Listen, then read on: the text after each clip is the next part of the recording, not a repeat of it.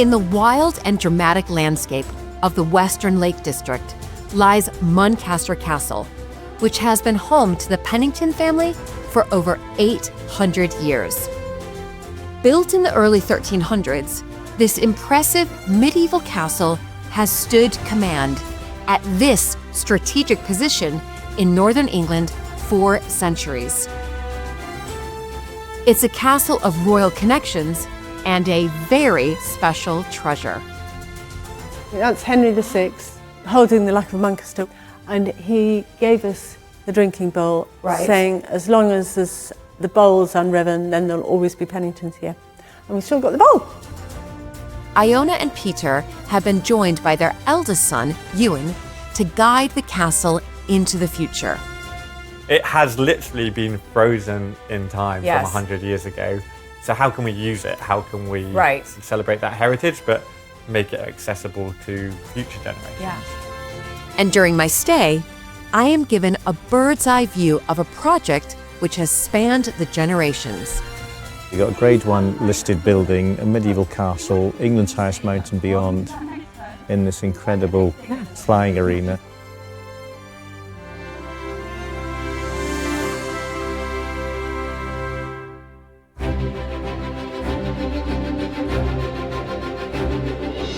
When I married into the British aristocracy, it was the start of a wonderfully exciting journey. But it was also a little daunting. I became a Viscountess, and for an American girl from a small town outside Chicago, that was quite a shock. I live with my husband Luke, heir to the Earl of Sandwich, and our family at Mapperton House in Dorset.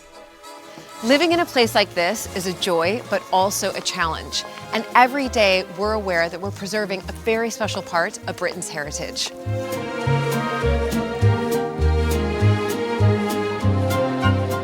Mapperton has opened up an extraordinary new world for me, and I can't wait to share it with you all.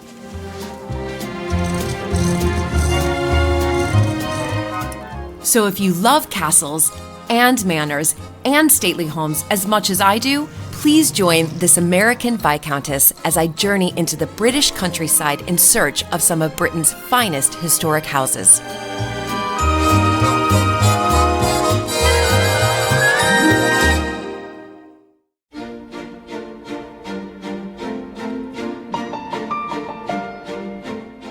The spectacular landscape of the Lake District shrouds Muncaster Castle in a mist of history. Its geographical position on the River Esk and near the coast has shaped the history of this area since Roman times. The castle today is under the watchful care of the Frost Pennington family.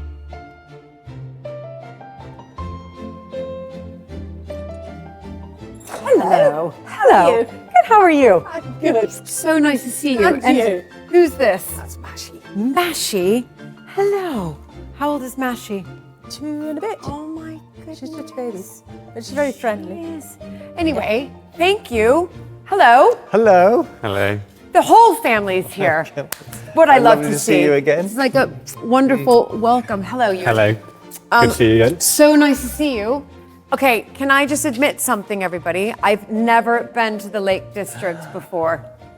I know. That's terrible. And it's beautiful. Where have you been all your life? And the West Clearly is not best. here. Very definitely. It's an adventure to get here. Yeah, and then once you're here, the view Oh, it's amazing, is isn't it? outstanding. Gateway to paradise. And it changes the whole time too. It's incredible. As the clouds move, it's Yeah. fantastic. It's unbelievable. Moves And around. Here you are, this enormous castle. And this is the medieval Great Hall, Okay. dates around So 1300. was that kind of the main entrance that I went Well, that's through? changed a little bit. It's It not do- the it most does. impressive main entrance, but it keeps the wind out. Well, I mean, you've got an impressive castle, so it's okay about the entrance, because you're like, wow. But it's a strange place because it's very different. It could be 2 totally different castles, couldn't it? You look at that side and it's long and thin and impressive. And you look at this side and very it's Gothic. down to a very deep ravine and sort of round the edge. My favourite view is when you're looking up it at the hill, because I Right. wouldn't want to run at it. Dominating the Yeah, land. it's dominating. It's saying, hi, I'm here. I'm going to defend everybody. Which makes sense because if it was Roman foundations and the Roman tower, then it would look after the crossing going across the river. Right. And look up the valley. Yeah. So this is medieval hall. And it's where the community would meet and mingle and eat and drink and they did everything talk. here. And the whole community would be here and into the tower to defend themselves against the rampaging neighbours or the Scots or whatever. Right. And this is the symbol of the family, the Pennington cat. So the wild cat. The cat. I mean, I've been to a lot of historic houses and I've never really seen a symbol of a cat before. Usually it's some type of dragon or griffin or a lion. A lion. Yeah, but a cat. Well, sometimes an eagle or a wild boar or something. And this is not the domestic cat, this is the wild cat that still exists in Scotland, used to be around here. They're brave and ferocious and defend their ground and fights like Billy-O. And the symbol that you see on this portrait of Admiral Sir John Pennington, who was Admiral of the Narrow Seas for King Charles I, that's the English Channel. And the other is the 5 blue lozenges on the yellow background. So the colours of the family are the gold and the blue. And you've got so many paintings here as well. Does one kind of stand out? Well, this one here is quite interesting. That's Henry VI holding the Luck of Muncaster, which was his communion bowl. Okay. He was found wandering after the Battle of Hexham by Pennington shepherds and brought here to convalesce. And he gave us the drinking bowl as he left, saying, as long as there's the bowl's unriven, then there'll always be Penningtons here. And we've still got the bowl. And you still have that bowl? It's Venetian glass, yeah. Oh, the Luck my of Muncaster. The Luck of Muncaster. All the luck of the family. So you took him in. That's family right, took him in. And he was here. During the Wars of the Roses. Iona, am I right in thinking that this has kind of come through the female line recently or the past? Well, the past 2 generations, my mother and then me. Right. Absolutely. Okay. And then previously, my great-great-grandfather, it came through his mother from the Seymours. Because you guys have been here for how long? Well over 800 years. 800 years. So you have all these ancestors. How do you keep track of them? Well, we keep finding exciting things about some of them. But if we go through here, we can see Great. Ooh. a picture or two.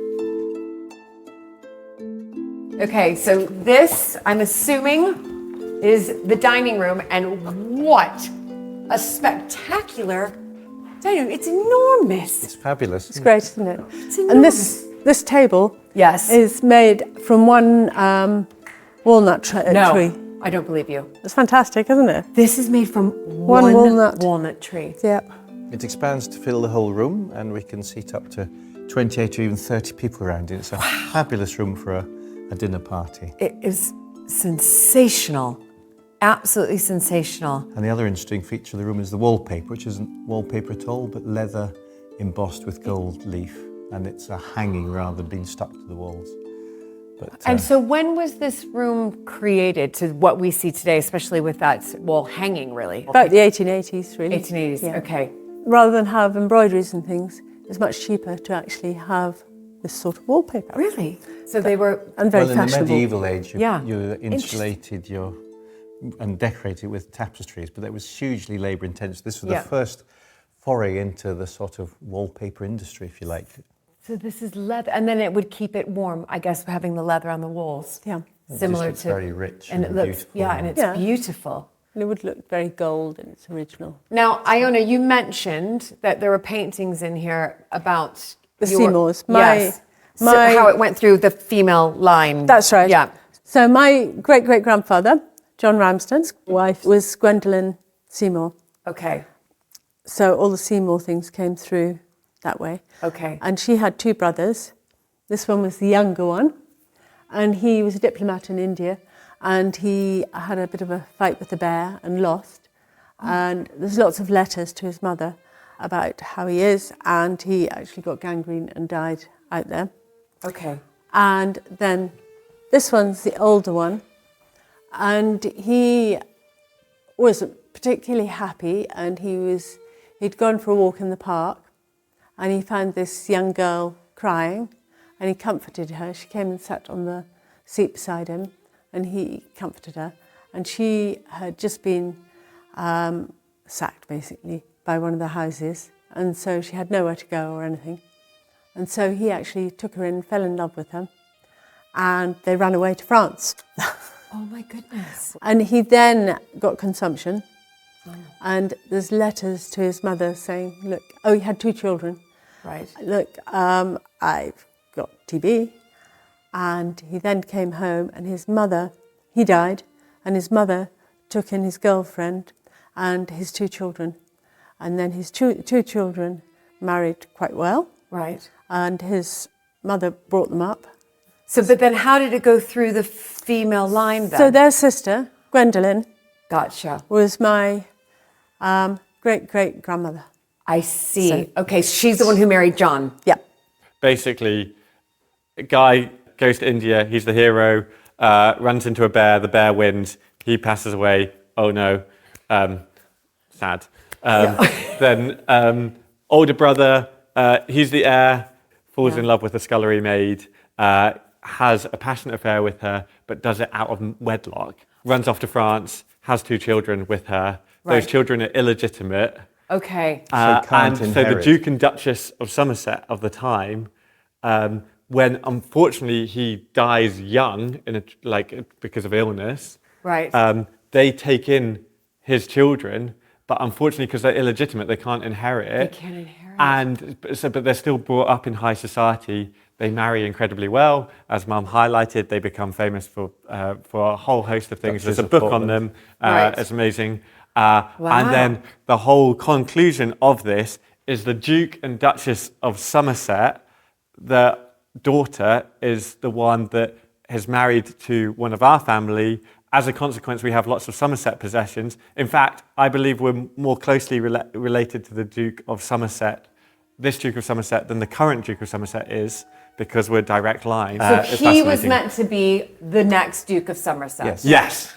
And they had 2 illegitimate children. They couldn't take it on. And his it went sister back up and down. Is my elsewhere. great-great-grandmother. sister's great-grandmother. I just think every family tree is a bit like a Sudoku puzzle, and you just need to so good. That's the whole point, because if he'd married, his son would have been the heir and become the Duke of Somerset. This could be my favorite family conversation about ancestors ever that I've ever done. Because it is, number one, it's so confusing. fun, but it's so confusing, especially when there's like death of a bear, he's died of consumption, ran up with scullery maid. You can't make it up. Can I also just point out, though, while we were having fun telling that enthralling story, the view here, you look out these windows and you actually think it's like painted landscape there. It's that picture perfect that it almost doesn't seem It changes the whole time too, it's fantastic. Yeah. I mean, I have to say, when we walked in, it looked completely different from how it looks now. And it's very romantic. It's the wonderful landscape and the gateway to paradise, as John Ruskin described it. It's absolutely You've got stunning. England's highest mountain, Scafell Pike, away to the left, and just the Cumbrian Fells tumbling down into the sea here at the coast at Muncaster.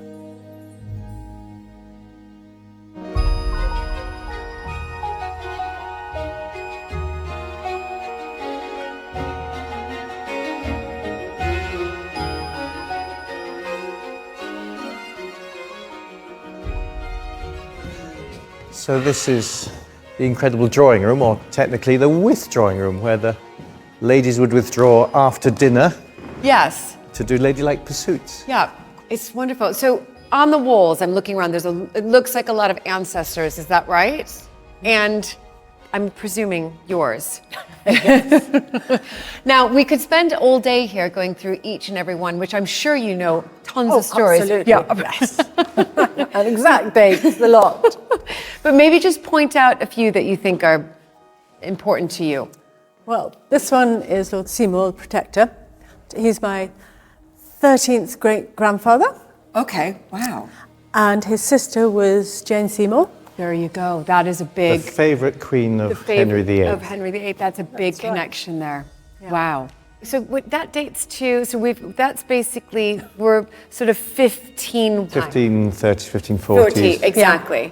Quite a long time ago. Yeah, quite a long time ago. He was a general who won the last battle in the Anglo-Scots War, the Battle of Pinkie, the last battle in the Anglo-Scots War. So I don't like him much being Scottish, but anyway. No. Very well. He was beheaded. Are you happy He was about beheaded, that? well. But more importantly, is the recent generations. Yes. So this is my mother here.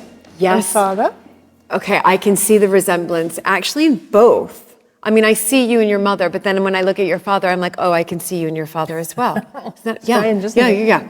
What lovely And portraits. then she looks very severe there. She wasn't at all.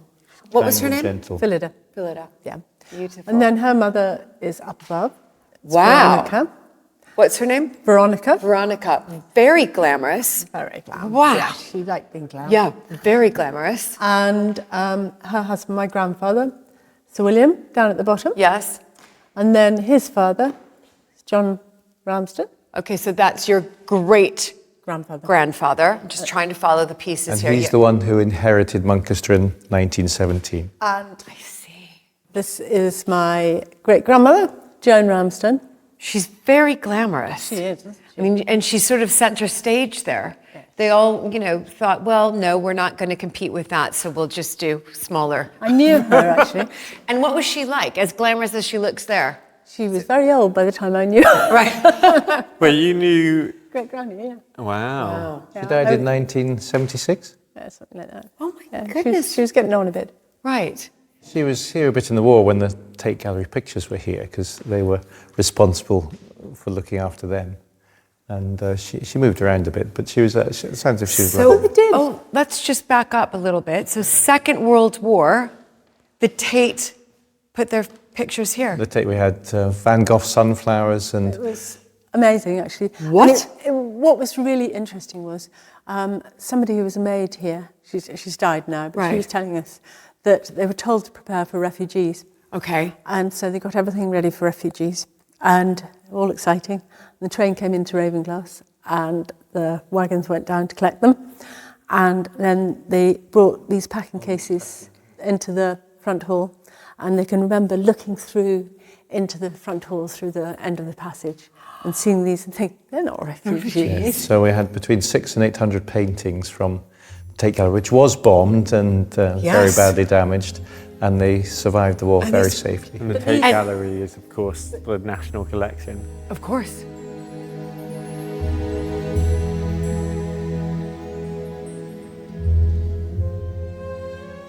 All the portraits in here, I mean, they're all fascinating lives, and every single one has interesting stories to tell.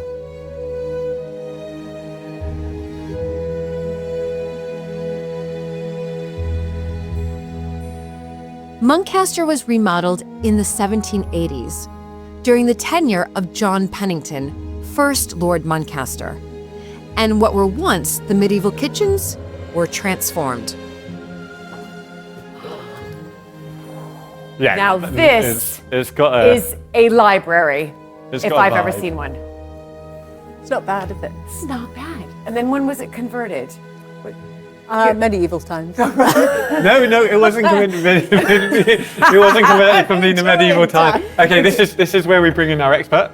Dad, when is it? Well, in the 1780s, when the first Lord Muncaster inherited, it was no longer needed to be a castle to defend, and by then knowledge was power, not the number of people you had in your mini army to fight for you. So the first Lord Muncaster, Sir John, he moved the kitchen to far end of the castle, and knowledge was power, so he needed a library. And he established this amazing room, octagonal library with well over 4,000 books. And it was the internet of the 18th century. Yeah. So now I've got another question. Do you use this room? Yes, we do. On occasion, we use it at Christmas. Yes. And it's a wonderful room. And now Ewan has managed to install ground source heating. It's warmer than it was. And if we ever get time to come in here and sit in this wonderful space is amazing. Right. It's lovely in here, and I can see it's just so well thought out. And you've placed so many family photographs, and just you've got a sort of a lovely chair collection there. Those are apprentice pieces. So what you used to do is the apprentices used to make them, and then they used to be taken around like a catalogue. Really? I didn't know that. It's great, isn't it? So you That pick, is- right, I'll have one of them, or 6 of them, And that's or quite right. blah, blah. And apprentices were not allowed to make the full-size thing because it was very costly materials if they got it wrong. So that was their final exam. But then they made great samples for the master craftsmen to be able to take round and show the I had no sample idea. of their wares. Good, isn't it? I had no idea. I have learned something really properly new here. That is incredible. And I've just stepped foot in here. I had no idea. That's fantastic. So do you have any of these? No, strangely, many houses you'll go to, you'll find a model, an apprentice piece, and a set of chairs that match it. We don't have any chairs that match those apprentice pieces. Right. So but you've got this I think they were just display. collected by great-grandfather. Yeah. And then there's a wonderful another item there is what we call the alabaster lady, who I love. She used to be on a table in the middle of the Great Hall, but we had to move her in here for protection because when we did weddings and things, people would touch her and things. But Great Granny, the husband of great grandfather Sir John, who inherited in 1917. The wife, you mean? The wife, the wife the wife of Sir John. Yeah, the wife, not the Yes, husband. the wife, yes. Her husband was Sir John.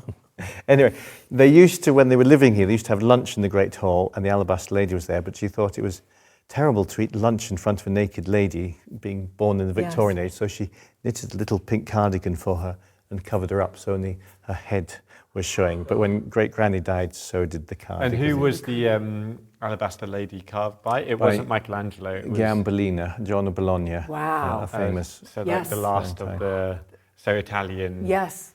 But the experts all argue about experts always argue about whose things and artworks are attributed, but that's part of the fun. Yeah, no, it is part of the fun. Now, as I look up, of course, I was looking at sort of can you get up there? You can get on the gallery. We can't let the public up there for health and safety. No. But it's the question we get asked all the time. How do you get on the gallery? And then I'm going further up, and that ceiling.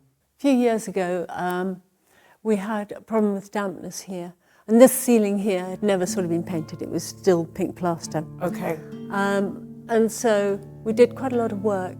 We had a really good apprentice at the time, and we painted this blue and put the stars on, and he looked up when we got the charter, December 1208, and he put the stars where they were at that time, which is fantastic, isn't it? Yeah, so to match the sky when the Penningtons arrived here 816 years ago. No, when they got the charter.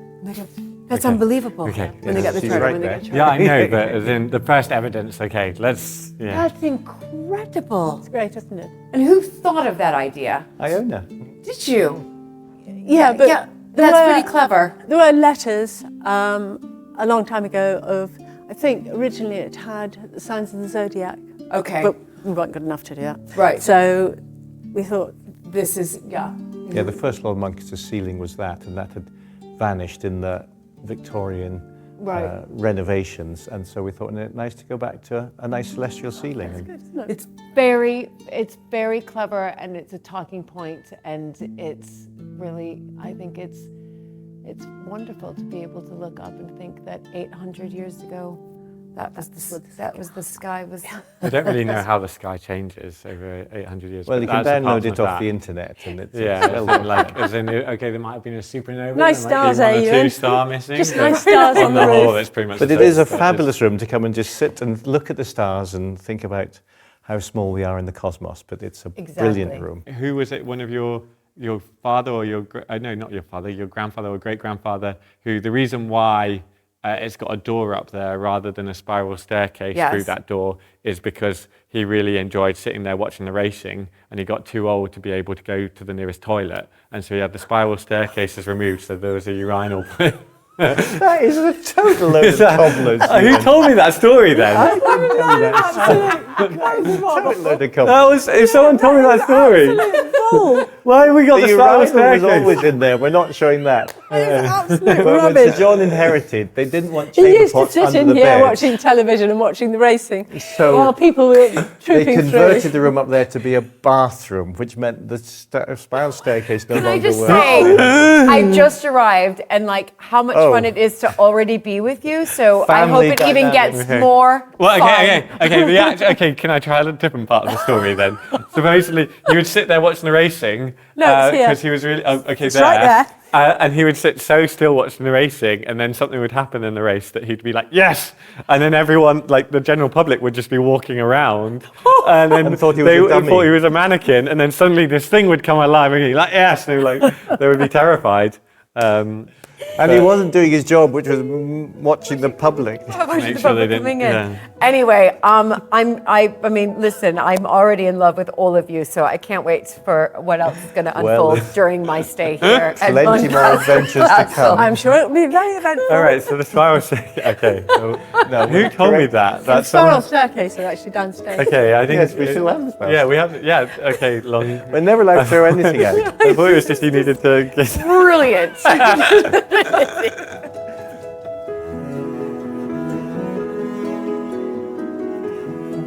I'm absolutely loving my time with Peter, Iona, and Ewan.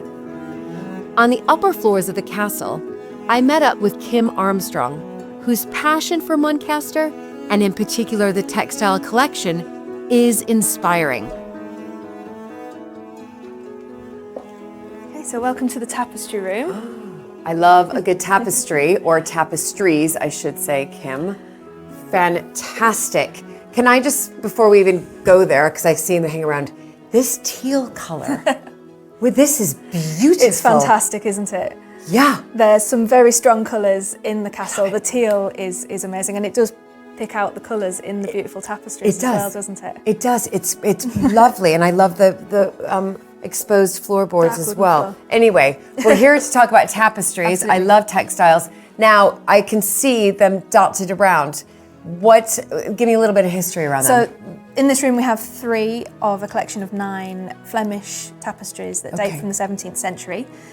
With all of our textile collection, the provenance is quite difficult to find because, I mean, the information might be here in the castle somewhere within our archives, but we haven't quite found it yet, the definite evidence. So we have to make assumptions and guesses based on the characteristics that we know from the family tree. Yes. So Iona's great grandfather, John Freshfield Ramsden, was a great lover of textiles and an avid collector. So we assume that most of the textile collection is here because of him. Right. So when he was away at war, his escapism was to go and find all these amazing textiles. And so we you know, it's amazing that we have such an incredible and vast collection here. I can't. It's very difficult to describe how vast the collection is. It's huge. Amazing. It's amazing. The majority from him. We think so. Yes, we think so. What other textiles do you have? I guess we I have said an a example huge fan. of pretty much everything you could possibly imagine, from lace, costume, parliamentary robes. There's silk root textiles and crewel works, rugs, shoes, hats, even underwear and swimwear. It's an incredible collection. The Penningtons have been here for quite a long time. Yep. They've never thrown anything away. It's all still here. And it's our job to, it's a delight to look after it all. It really is. And you never know what you're going to find up in the archives. We come across a box, you go, okay, I have no idea what's going to be in this. Right, okay. And then you open it up and you get that magical, I've got goosebumps now just talking about it. Oh my gosh, I want your job. It's incredible. It really is, yes. Okay, I'll come back and volunteer. All right, crewel. You mentioned crewel. Is there anything on crewel I could see on display? Absolutely. There's some just across the corridor, actually, in the Queen's room. Okay, I'm a big crewel fan as well. Okay. These are stunning, though. They're beautiful. I know the colours and the shading in them is amazing. So there's partly wool, partly silk. So all of the lighter areas where you get the sheen, that's the silk threads, and they've used that as the highlights. And then the wool is the deeper colours to add the shadows and the shade. Clever. And the time and the craftsmanship. I know, another amazing thing about these is they're woven sideways. Oh. So your warps, the strong grains, are going across, and the weft is the colours that's woven in and out. So they're woven sideways, and then tips. So clever. If I had more time on this earth, I'd be on a loop. It's very therapeutic. Let's go and look at the crewel works. Okay, great.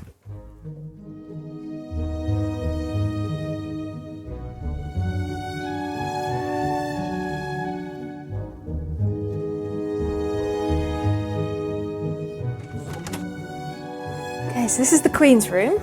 The Queen's room. The Queen's room. Another lovely strong colour. Yes.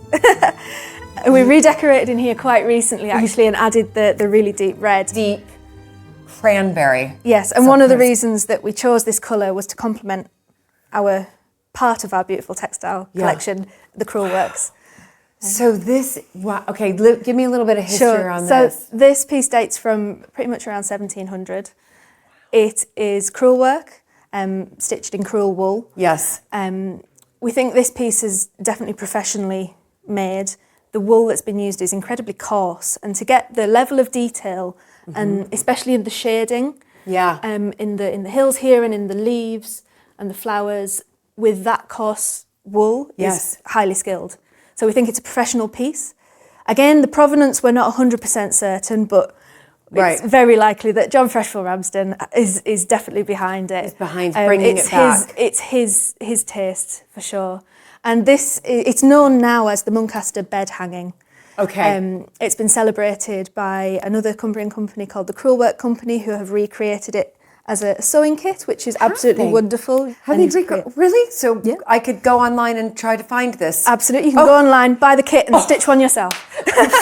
I did my first ever embroidery class, and we did a little bit of crewel work as well. And it's hard. It's really difficult. It is. I did a class. I mean, it is like colouring in with thread, but to get that level of detail and the shading, the shading is it's unbelievable, isn't it? The shading is crazy, but also you have to put it up on layers. Yes. Layers, Keep layers, going. and then you're actually you're building up. That's now I understand it, now that I've done that little quick course, but I can see here the lift there. Yeah. So they would have had layers underneath. And then lifted, and then the shading. And blend it up, blend all of those. It's long and short stitching, so they're all blended in together. Well, anyway, so now I'm very obviously into embroidering, but this crewel work is magnificent. And the more you look, the more you see the animals in there. We've got parrots, we've got squirrels. And what's wonderful about crewel work, strawberries, they are strawberries. What's wonderful about the motifs in crewel work is that they're all at different scales. They're not a proportion to each other. If you look at the size of the stag compared to the size of the squirrel. Yes. So it's where the person that has stitched it has got those motifs perhaps out of the pattern book, and just not cared about the scale of them and just gone for it. And it's just such an explosion of colour and skill. It's absolutely magical. Has this had to have a lot of conservation? It has. Before I started working here, it has been rebacked. Right. But more recently, and something that I've had the great pleasure of working on this piece, is being able to get it hung on the wall properly again, so it can be enjoyed by our visitors. And the method for that is to actually use Velcro. It's the method, the new method, isn't it? Not nailing it against the wall. Not nailing it against the wall. No. I mean, this would have originally been hung round a bed on little metal hooks. Okay. So those metal hooks have been removed. We've kept them as part of its provenance and history, but replaced those with a Velcro strip across the top. So you've got your Velcro strip with cotton tape stitched to either side, and then that is hand stitched with a broken zigzag stitch along the top there. Okay. And that stitch is a flexible stitch. So as the piece expands and contracts with different temperatures and changes in the climate of the room, it doesn't buckle. Right. And again, it's one of a set of 4. So we have another piece pretty much identical in size and the design, and then 2 other narrower pieces. Really? Similar to the tapestries, they'll be rotated around for conservation purposes. Yeah.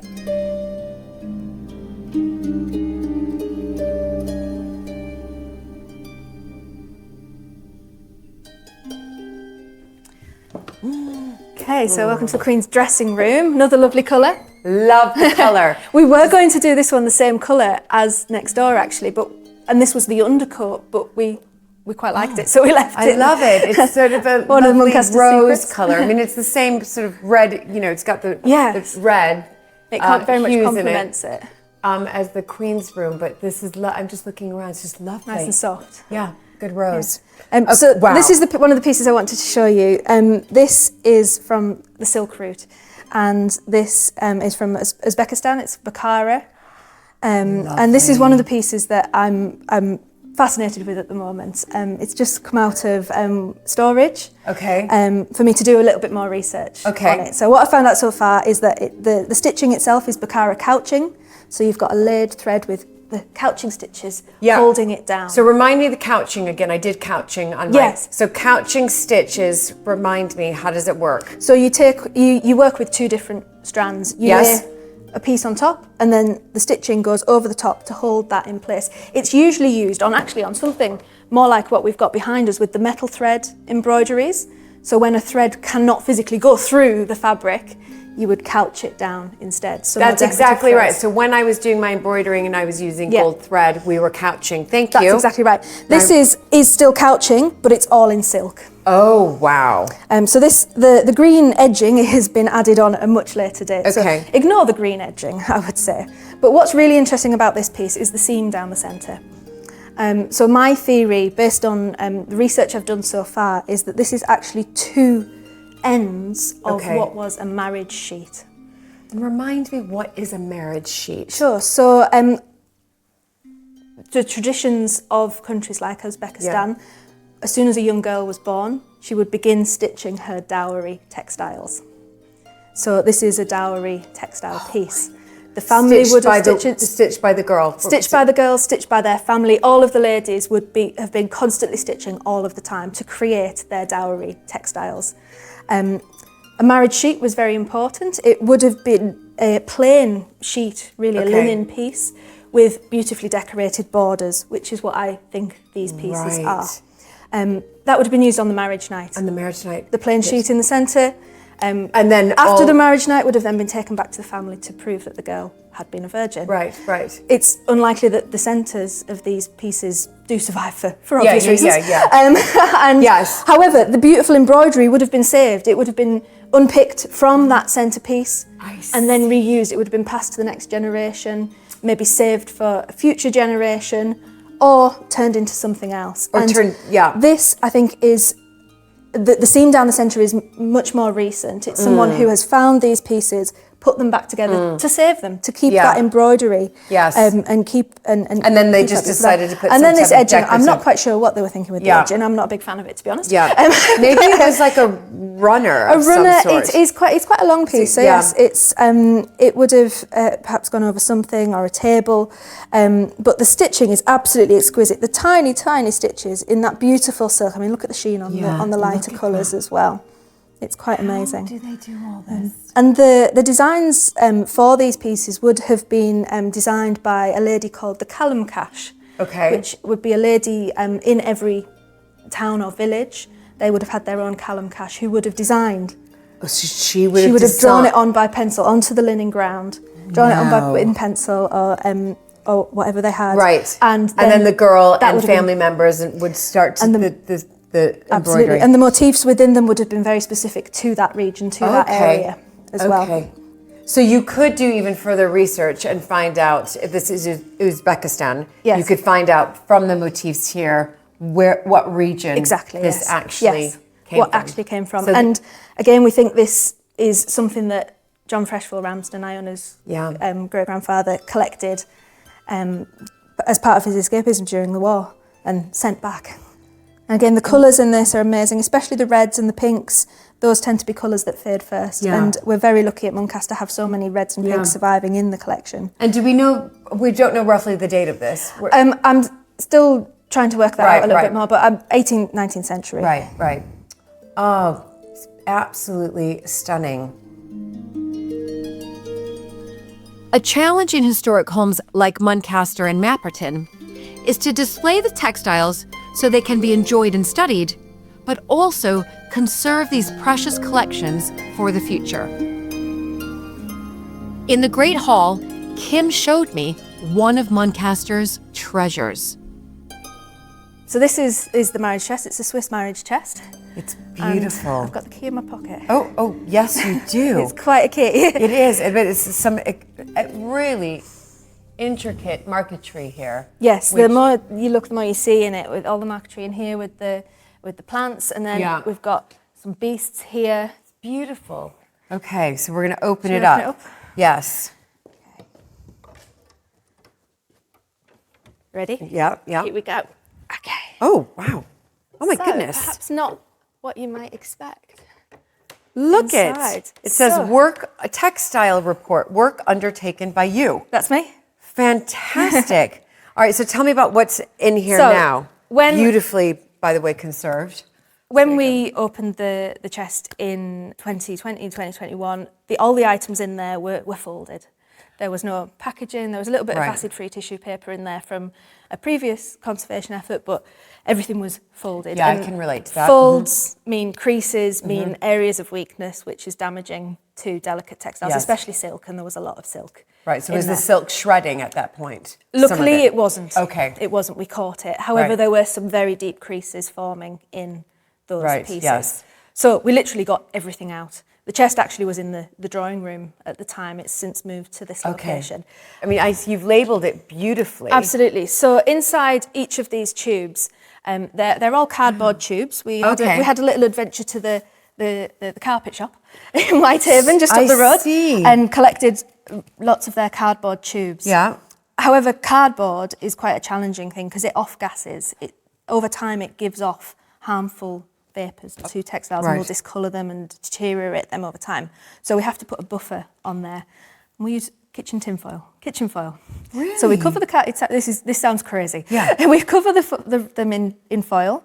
You've covered the tube. The tube inside and out. Inside and out with foil. Okay. And mainly on the outside. The inside is okay. Yeah. But the outside, yes. Then if the textile that we're wanting to roll has a pile, has quite a deep embroidery on it, we also wrap some wadding, like quilt wadding, around the tube. Okay. And then we cover the whole thing with bandage, like leg bandage. And that holds all of that nicely together and leaves us with a nicely prepared tube ready to roll our textile onto. Right. So we roll it on with acid-free tissue paper inside all of the layers as well. Okay. And that helps to prevent any colour run within it. Yeah. And store them beautifully. So you're taking this carpet here. Yeah. Yep. So this is I can see it's an ottoman cut velvet and metal thread panel. So it's a panel, sorry, not a carpet, but a panel. So you've taken that, you've put acid-free paper on one side, then put it on the top, and then rolled it. Absolutely, yes. So you lie the piece tight, or does it matter? Mid. You want it to be snug enough so it doesn't shift whilst it's on the tube. Okay. But you don't want it too tight that it distorts the fabric. Okay. So it's really important when we roll things that they're rolled evenly. Right. And that there is a layer of tissue between each layer. Okay. And also that they're rolled face out. I'll just pop this down a second. Actually. Yeah, it's probably quite heavy. So that they're rolled face out. And what that does, it allows the face of the embroidery to relax around the tube. Then you're sticking it inside this cardboard tube that has tin foil. It's going on the outside of the cardboard tube. Oh so my gosh. So it goes round the cardboard tube. It goes around the... Okay. Oh my gosh. Because when you look at that, you think that it's a big... I thought it was... No, it's actually quite small. This piece here is only about this big. I see. So how big is the cardboard tube? The cardboard tube's about this. This. And the bandage we use is 10 centimetre bandage. Tin foil? Bandage. Tin foil, sometimes wadding, then bandage. Yep. Acid-free tissue, textile. And then the outer layer is more acid-free tissue. And then this is a material called Tyvek. Okay. And this is a material that moths do not like. They love what's inside, but they can't get in once we've put this on. It also allows the textile to breathe. So Tyvek is breathable one way, but not the other. It's magic material. And then we tie it with cotton tape loosely around where the textile is, but still firmly enough to hold it very tight at the ends so nothing crawls inside. And in this chest here, this is only really phase one. We need a bigger castle. I know that sounds crazy as well. I hear you on that one. To progress to the next level of care for these items, they would be suspended on racks instead of all being on top of each other. They would be racks, but so in acid-free paper. The bottom, the ones on the bottom are not getting crushed. Yeah. Yeah, I see what you're saying. How many do you have in here? There were over 100 items in this chest. There were. What? Some of the items that were folded, that were considerably larger, are now stored elsewhere. Right, in another chest. Where the tubes could be long enough for them. There were 100 there were items 100 folded items in here. In this chest. And you've done such an amazing curator report. So if somebody comes here like me, I can basically read exactly what happened. And in 100 years, they'll be able to read it to you. Exactly, Exactly what happened. We're very aware of continuing to add to the archive of Muncaster. Also from a conservation point of view, this is an important thing. So a future conservator or future curator knows what has already been done to these items. we leave time capsules all over the place as well. So when the lady that does our upholstery comes, she leaves newspaper cuttings and things inside chairs that she's upholstered. So the next person to upholster it can find them. If any walls are replastered, we put things in what's happening at the time as a momentum of the time that those renovations, repairs, conservation work took place. It's amazing. So how long did it take you? That's my last question. I could be here all day, but how long did it take you? We were working on it pretty much every single day, myself, and we formed a little textile bubble during lockdown, and it was 3 or 4 months. Wow. And this is just one chest. Well, if you need, this is just one chest. If you need any help, and if I have any time, I would like to sign up for that volunteering project. You'd be very, very welcome. Okay, great. That's a deal. Kim, this is outstanding.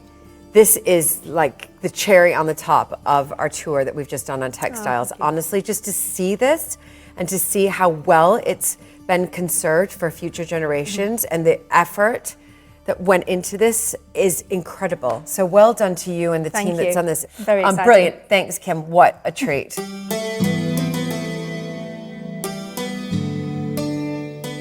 At Muncaster, you literally can sense history all around.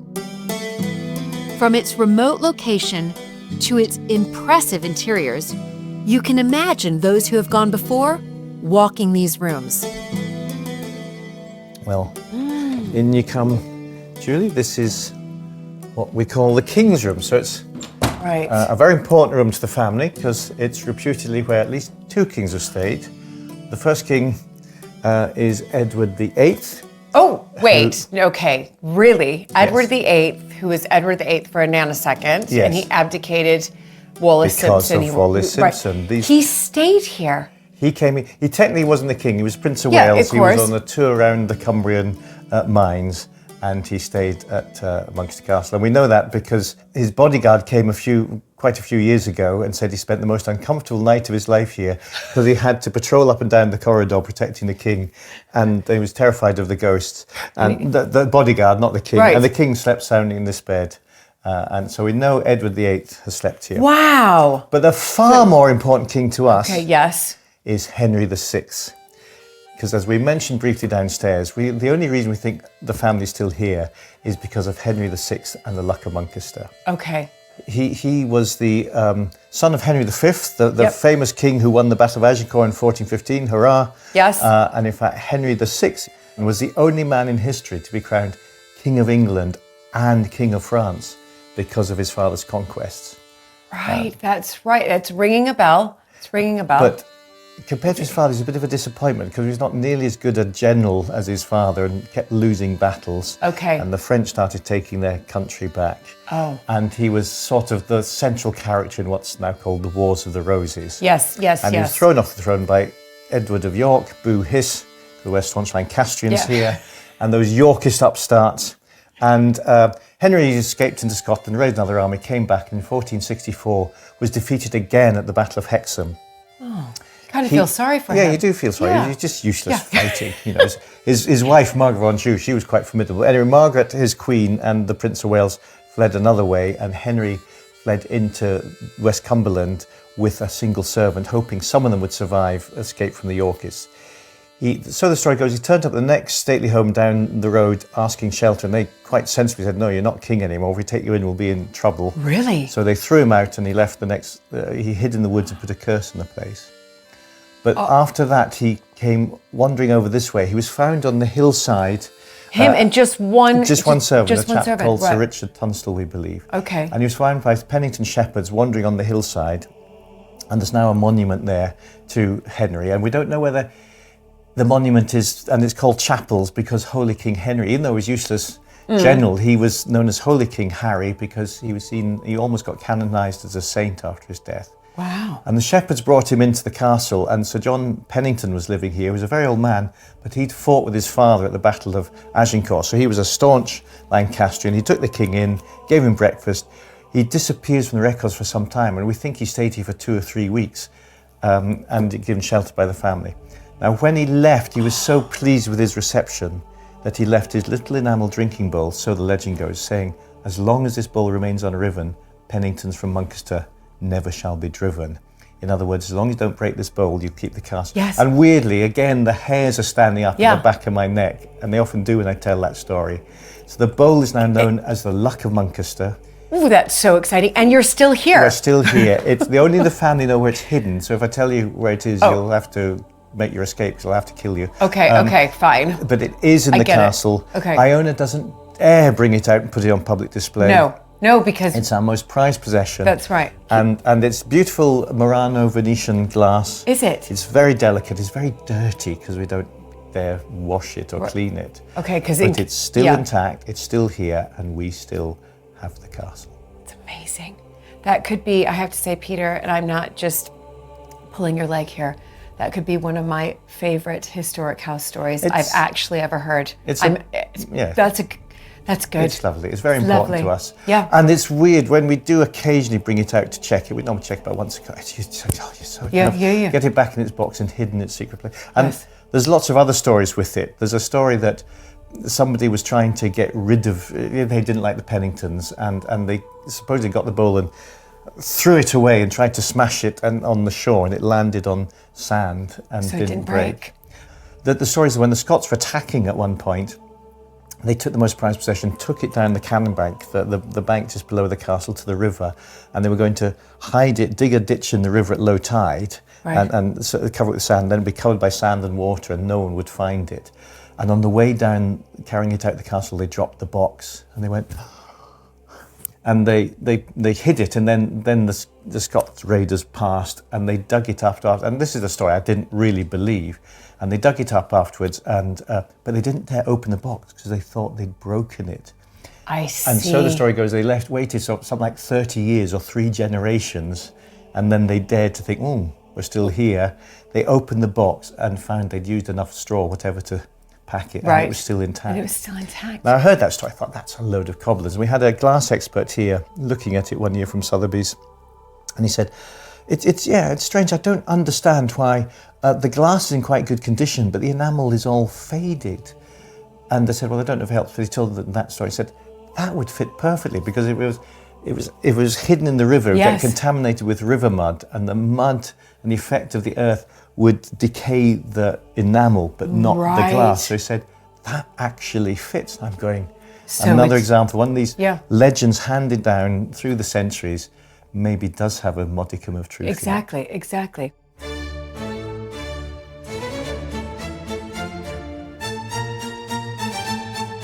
The history and stories held at Muncaster are fascinating, and there are many more to uncover.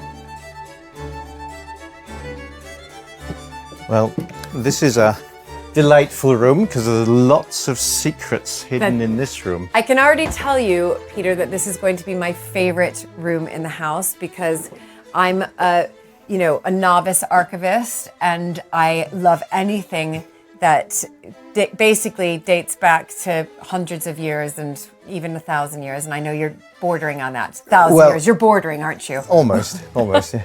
Well, we have a Roman slab that's 1,800 years or whatever. But, there you go, exactly. Yeah. Now I can hear, where are we in the castle? Oh, we're the top of the tower now. So it gets a bit windswept up here. So, and you're in Wild West Cumberland now. Yes. So the weather is making sure that we hear it, and it's making an appearance. I hope we don't start rocking. Yeah. But we shouldn't, because it was built to keep the Scots out. So that's exactly right.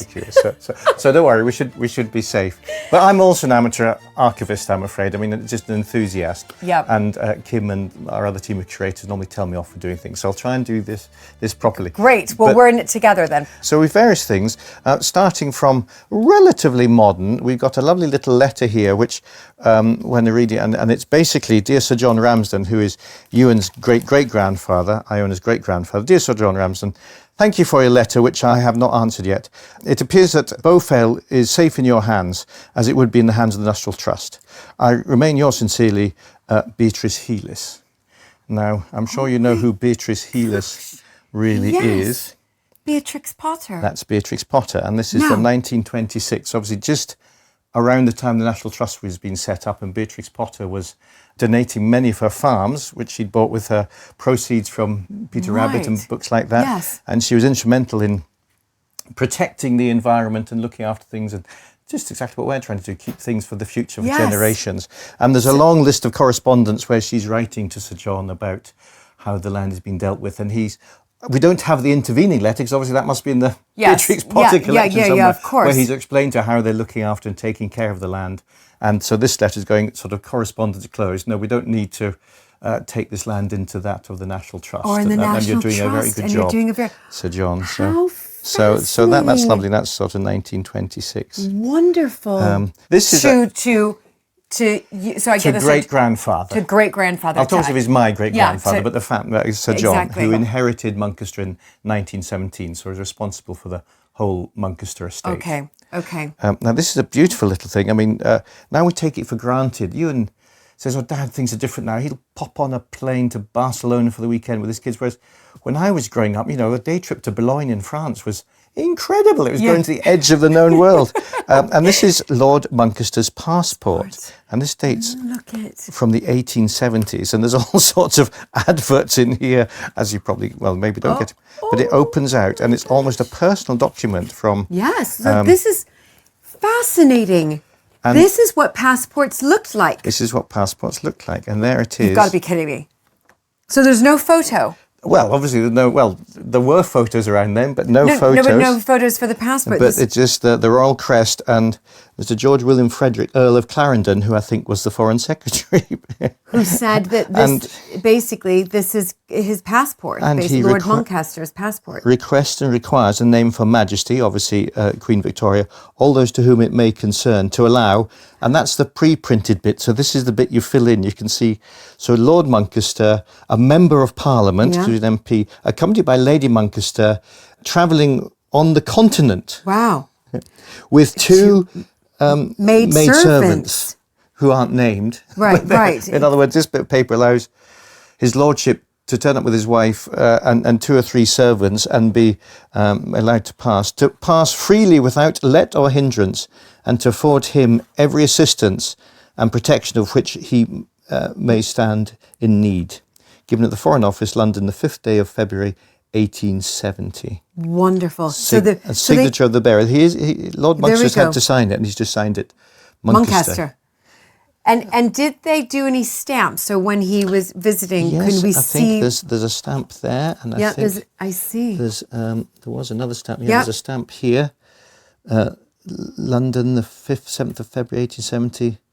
Yes. My French isn't very good, but... no, but it looks like, there we go. So presumably they passed over into France. Then they were just allowed to go wherever they wanted to on the continent. How wonderful. Then something slightly more visual. This is a beautiful book, which we normally actually keep in the library, and it's getting quite old. But this is Views of Moncaster in 1810. So this is by a friend of Lady Moncaster who came. So this is a previous Lord Moncaster, because of course they're all called the same. And sometimes it's hard working out who's who. Just beautiful early paintings of the castle, and you still have... And I'd love almost to recreate this sketching, because we still have gardeners with rakes and wheelbarrows, although sometimes they have modern vehicles like all-terrain vehicles and strimmers. And I think back here... That was lovely. There are some lovely sort of etchings. So was this just given as a gift? I think this lady came to stay, and a good friend of Lady Moncaster. And of course, what did young ladies do? They had plenty of time in their hands. You'd have to do ladylike pursuits. Painting, and go out and painting. Embroidering, Embroidering, yes, exactly. I see, and she's went around the estate. And we know this is 1810. Of course I can't. Went around the estate, and that's lovely. But there's some lovely, what's important to us is some lovely early pictures of the castle. So, for example, here you have the castle and the stable yards where you were having the church is here. And obviously, this is before the restoration works. But you can see all the trees that are still here. Yes, some of the trees. Wonderful. Although there are other pictures. For example, there's the front door of the castle, and the steps used to come straight out. And the wind that you hear howling, obviously whistled right through the castle. So in the 1860s, they tried to redesign it. So we got a slightly strange front door. It's sort of tucked around the side. We have to have a big sign saying castle entrance here. Yes. And there's the tower without the beautiful oriel windows that you'd sit and look at the view. and that wonderful picture of the castle. Before, the tower on the far side has been built. When was that built then? Well, we think about the 1830s, although there's a big reworking of the castle, as often happened in the Victorian age in the 1860s by Anthony Salvin, a very famous Victorian architect who turns up everywhere. Yes, he does. This to me is just it's lovely, and it's a fantastic record of delight. And there's some lovely, there's almost the workers lying around there and leaning on their hoes and looking at the and this is, after Wordsworth, and that people have started to appreciate landscape. Yeah, lovely. What a fantastic record. It was a gift. Yes, I think I don't know how long she stayed here. We maybe need to look through the diaries and things we'll find. There's some debate, but I think she was called Thornton and a friend of Lady Moncaster's. So beautiful. And it gives us so much, because you see things like a summer house. That summer has been there since at least 1810. Yes, exactly. That is wonderful. And then, well, as you can see, we're surrounded by boxes, but probably one of our most exciting books. And this is all of your kit. I think the oldest book in the house, and it shows you how precious things were, because this book has been written on, rewritten on, turned around, written on again, as paper is obviously very expensive. And this, we actually call it the Book of Spells, because when Iona was a child living here, her and her cousins were scared of this book, because they knew a wise woman had written recipes, as they're called, in the margins of the pages. And they were scared of this book because there were recipes, for example, for learning secrets, which we'll maybe see in a minute. Okay. But it's basically an account book. And there's all sorts of information, which is fascinating, giving the value of things and what people were being paid. And it's about 100 years this book covers. And what does this date back to? I think the early 1600s, up to the early 18th century or the early 1700s. Oh my goodness. Obviously it's fascinating to us because the names of people who worked here. There's also a lot about the breeding of horses and farm animals and the names. There's a horse called Bounteous Lips and things like that. How funny. And very strange names. But it's really beautiful, and the different handwriting and bought to Mr. Jackson, bought to John Troughton. It goes into the 1700s. So now we're in the 1700s, I see. And quite late into the 1700s. Look at the writing, but it's also legible. That's what's wonderful. Some of it's legible, and we're trying to transcribe this. We hope we'll eventually make it available on the internet and things. Because people from all over the world are interested in it. Of course. What fun. But then you turn it over. It's a different color. And it's a leather bound rather than cloth bound. Yep. And there's details about mining and how to make paint and stuff. Really? And you see here's one of the spells. So there's a gap there where they haven't filled in. It's a totally different writing. And it says a receipt to make a recipe. One discover secrets. Yes. Take a dram of the seeds of an apple called thorn apple, love apple, or rage apple. Beat it to powder and give it to the party to drink in any liquor. And then they'll blab and tell you all the secrets. Right. Sounds a bit...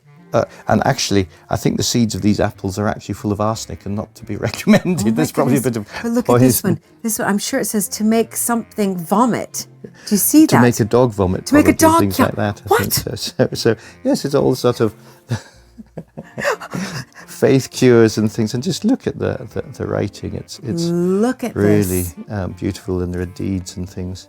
Yeah, I can see this is a little bit tricky to read compared to what we were reading prior to this, but it's interesting. You can basically pull out words here and there, and then once you do that, then it's going to be easier to transcribe. You get the eye for it, and you realise that you pick up a bit of the person. And writing's such an incredible thing. You can write something down on a bit of paper, and they can be reading it centuries afterwards and knowing your thoughts and exactly how you felt. Yep. So diaries and things like this are so important. You're transported back to this time.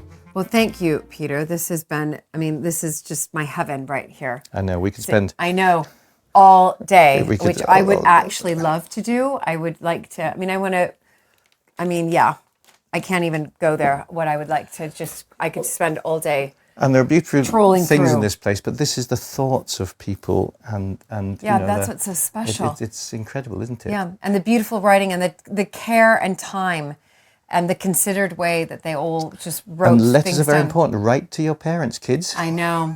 And it's the one thing we have been telling our kids to do, and they still do it, is every time we go on holiday, they have to write a postcard to their grandparents. Well, and when my mother passed away some time ago, and when we went into her attic, we found all the letters I'd written to her as a student once a week. And actually, you read the attic, you realise what you were officially telling your mother. Yes, yes. And you remember, is that what I told her? Yeah, I told her so she wouldn't worry, or I told her so she wouldn't find out. And all that stuff. So. Brilliant. Well, thanks, Peter. What a treat just to be able to come up here.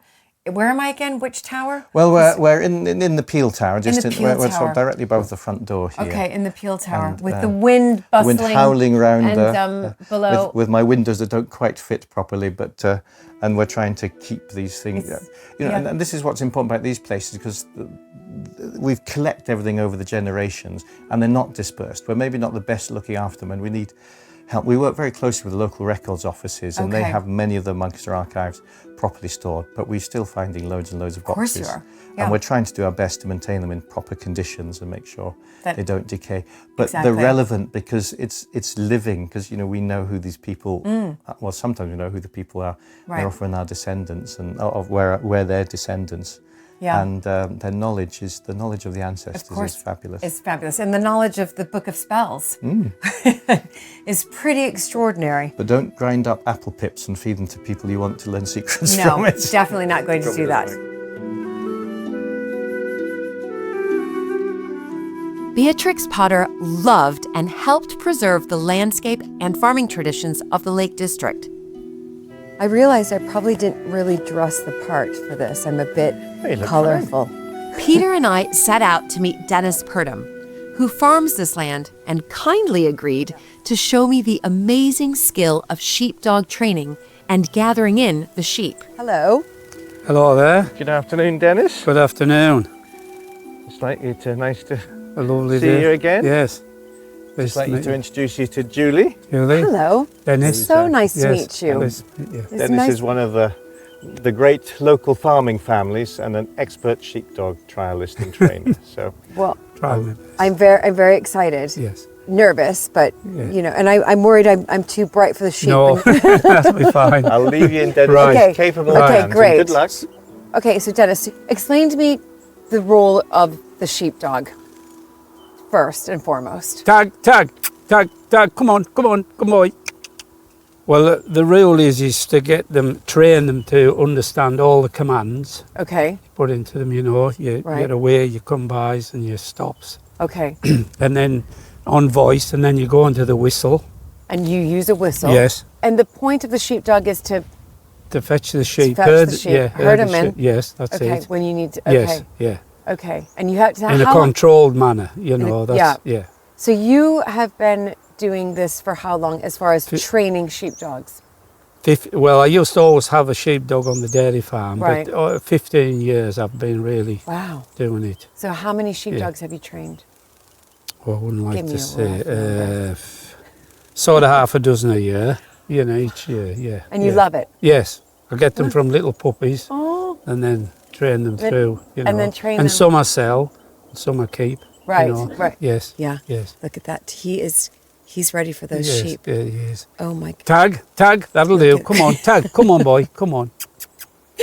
Okay, so Stay there, I stay know there he's now. desperate. Like it's a Stay there, standoff. So yes. can you just the tradition of sort of sheepdogs and herding, and again in this landscape where we are in Cumbria, just a little bit about that. I mean, there's farming everywhere. Yeah, yes? there is, and they need good dogs up on the fells. Right. But that is kind of a different type of dog, There's a breed of dogs that's really good for the fell, and Right. they're more opener than these dogs. They get Okay. up the rough stone and that Right. sort of stuff, Okay. These are more for inland and trial, and they will do both, but Right.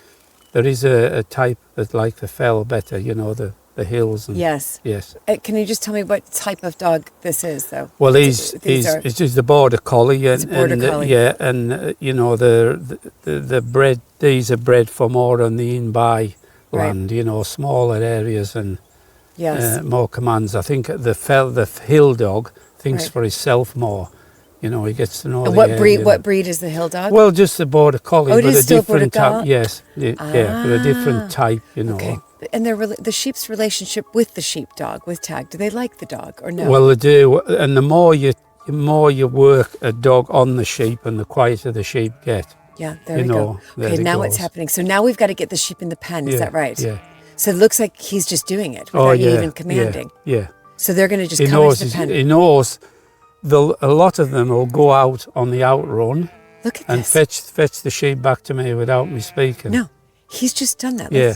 Wait, what? And that's natural ability balance. That's balancing the sheep Look it. back to me. Oh yeah. You don't have to do any no, whistles or any no, aways or any come-bys? No. What? Wait, how did that just happen? All right, Yeah. and I'm going to try. Yes. Okay. Oh dear. So what do I need to know? Well, I'll just sort it. I'm just going to follow exactly Yeah, what you do. yeah. The way's right. Okay. When we set the dog off, you'll say away. Okay. And if we go left, it's Okay. come by. Left is come by. Yeah. Way, yeah. right, And, left and if come they, by. to slow them down, just stand. Stand. Just like, stand. Okay. Just there. Okay. This is So exciting. I'll push the sheep. I'll take the sheep down. And Okay, here we go. I'm going to pay attention. Way.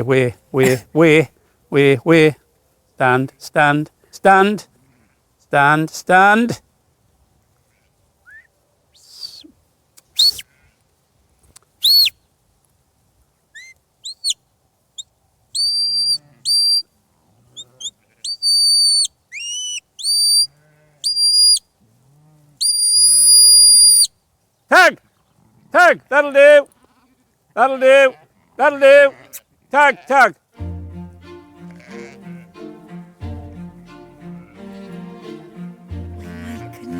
Right, Julie. Okay. We'll go to the front. And how loud should I project? Well, just Just to, stand there, Tag. Stand there. okay. Stand there.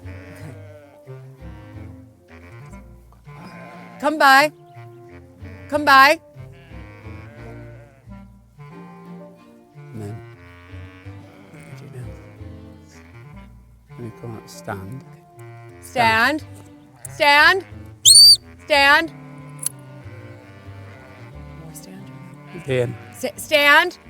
That's good. It's looking good. More. Stand. Yeah. Stand. Walk. Come by. Come by. Stand. Stand.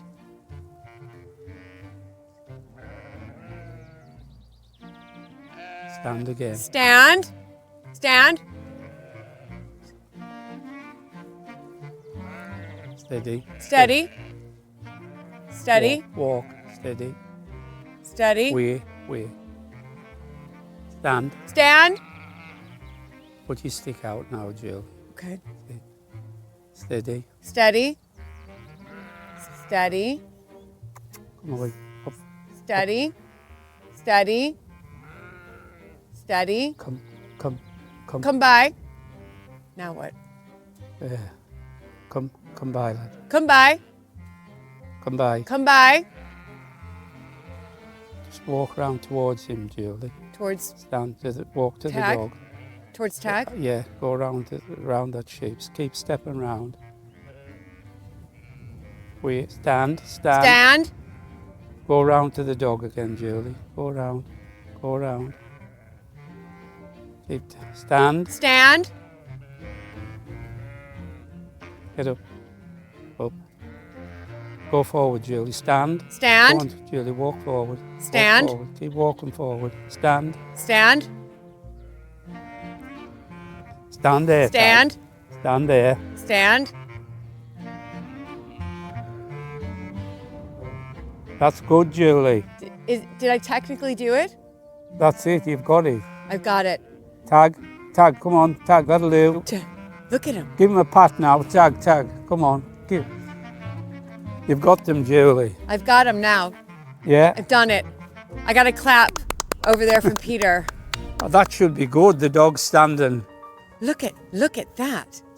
Oh my. He worked great for you, Julie. That's amazing. Because he backed the sheep in and that is good. Right, okay. Come on, Tag, that'll do. Come on, boy. It isn't every dog that'll face up to the sheep, you know, right, like Tag's that. good. Thanks, Dennis. That's just brilliant.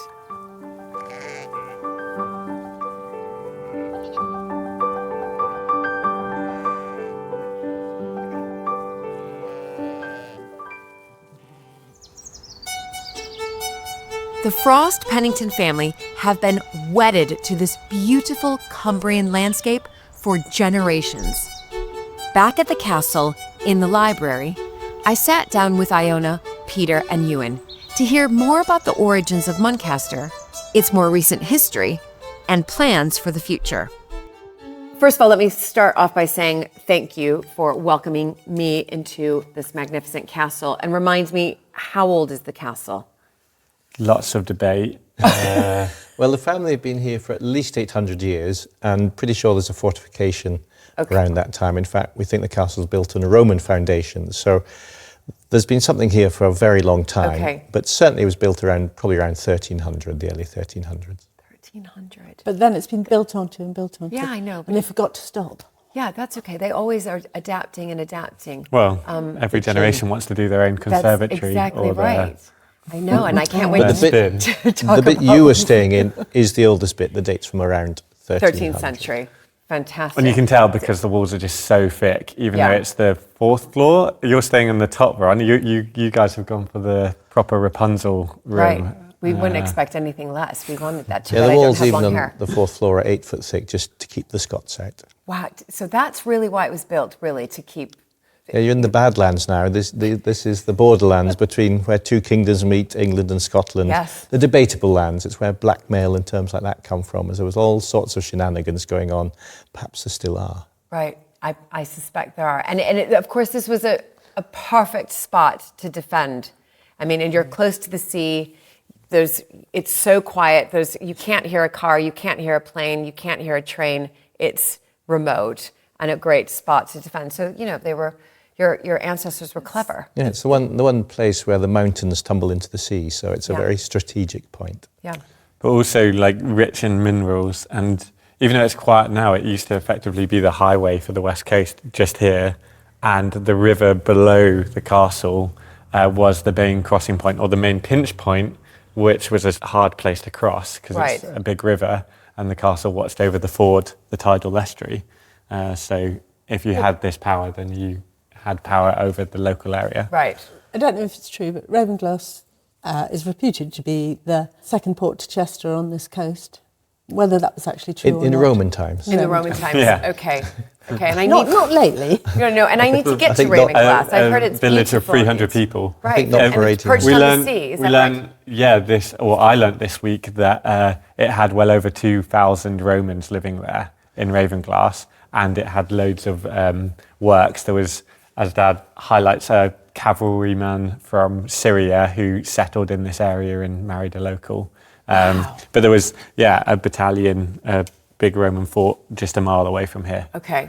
So it was very cosmopolitan in Roman times. It's gone to be a bit of a sleepy backwater since then. Well, I think but let's talk about that. Let's make it a centre. Yeah, it's now the exactly. centre. Well, it's the centre of our universe. This is Dad's. Exactly. You're rejuvenating this area with what the three of you have done over the past how many years? So I'm going to start, Iona and Peter, with you. Tell me a little bit about when you arrived here, when you took over, how that all happened, what it was like. And you raised your family here as well, is that right? Yes. Yeah. Okay, that's a lot of questions I just asked you. So I was brought up on a farm in Dumfriesshire, so just across, and we used to spend all our summer holidays down with our grandparents here, and there used to be 10 cousins, so it used to be fairly mad. Right, and fun. Oh, absolutely. But I think everybody working here used to dread the summer holidays. Iona was the naughtiest. Not necessarily.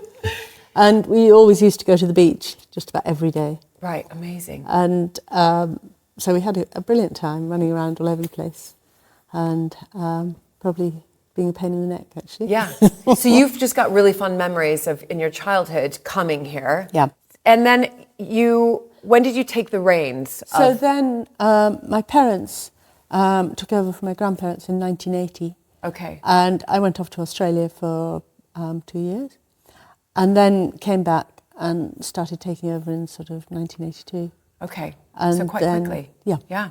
And then my father was in Scotland a lot, and so I gradually took over. Right. And you knew you would be the one taking over. Did you kind of know that growing up or later on in life? I was the one who didn't step back quick enough. Right. I'm number 3. Oh, right. Okay. I've got 3 sisters. Right. And I'm the 3rd one. And you're the 3rd one. And so I just didn't step back quick enough. Right, right. And so it landed on your lap and that was it. Yes, and I've never gone away again. Right. And in 82, when you started to sort of look at this place and think, okay, this has landed on my lap, I'm now the one who needs to make a success of this. What was the castle at that time? Was it open to the public? Because of course we have, homes started to open up to the public, we know, in the 50s in order to help, feed that cost of repairing the roof or the stonework or the lead windows, what it might be. I think it was really in the 60s they started opening in a very small way. But what my grandmother did was she had a sort of mini zoo, which at that time was a lot of historic houses had. And what happened was sounds a bit strange now, but Harrods used to have a pet shop.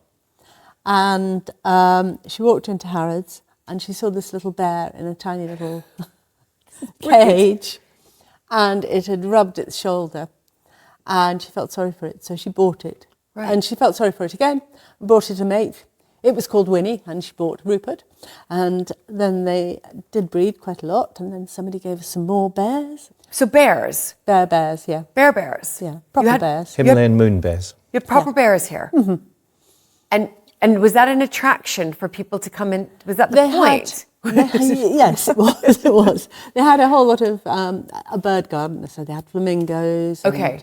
And, various cirrus cranes and storks and deer and all sorts of things.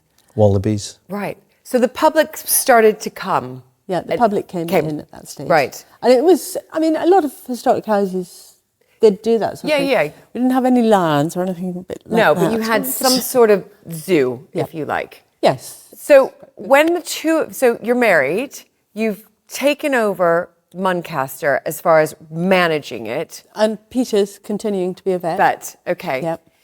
And then I had Ewan. Right. We got married in 1988. Okay. And then I had Ewan in 1990. And then Fraser in 1991. And that was getting a bit too much to run the place on my own. Right. With 2 babies. Yes. Well, and then we had Isla. And then you had Isla. So you've had 3. And you all grew up here? Yeah? Yeah, well... Childhood? The best time was when we didn't live in the castle. And so to the age of 7, we lived in a house down the road. Okay. And that was awesome because there was a bit more work-life separation. Yes. The castle was falling to bits. And the castle just wasn't child-friendly because there were, over 100 buckets collecting water everywhere. Right. And yeah, it didn't look like this. So we were brought up in a nearby house and we had complete freedom then. And then we were brought to the castle, the spooky castle. At the age of 7, our parents ran off to work every second. Do you remember literally when there were leaks, putting buckets? Well, we were particularly small, so we could get to places where Mum and Dad couldn't. So I remember crawling into places to be like, it's like cleaning the chimneys, Can you put a bucket in there? Is there any drips in there? So I do remember us crawling around as kids up in the attics. I found a leak. Give me a bucket. You don't know the life of living in a castle. Very glamorous. And cold. Was it cold? Did you remember? Really cold and really scary. So for us, even though I was 7 when I moved here, there was no way that I was going to have my own bedroom. I 100% wanted to be in the same bedroom as my brother and sister. Yeah. And we were all on the same page about that. My brother was 6 until about and my 18. sister was 5. More like 19. And so we were all terrified because we would come here because our grandparents lived here when we were little. So I do remember occasionally being left, but we would be, in a different room. Whereas coming here for the first time. You were here all day. Apparently all day, passed around literally every staff member.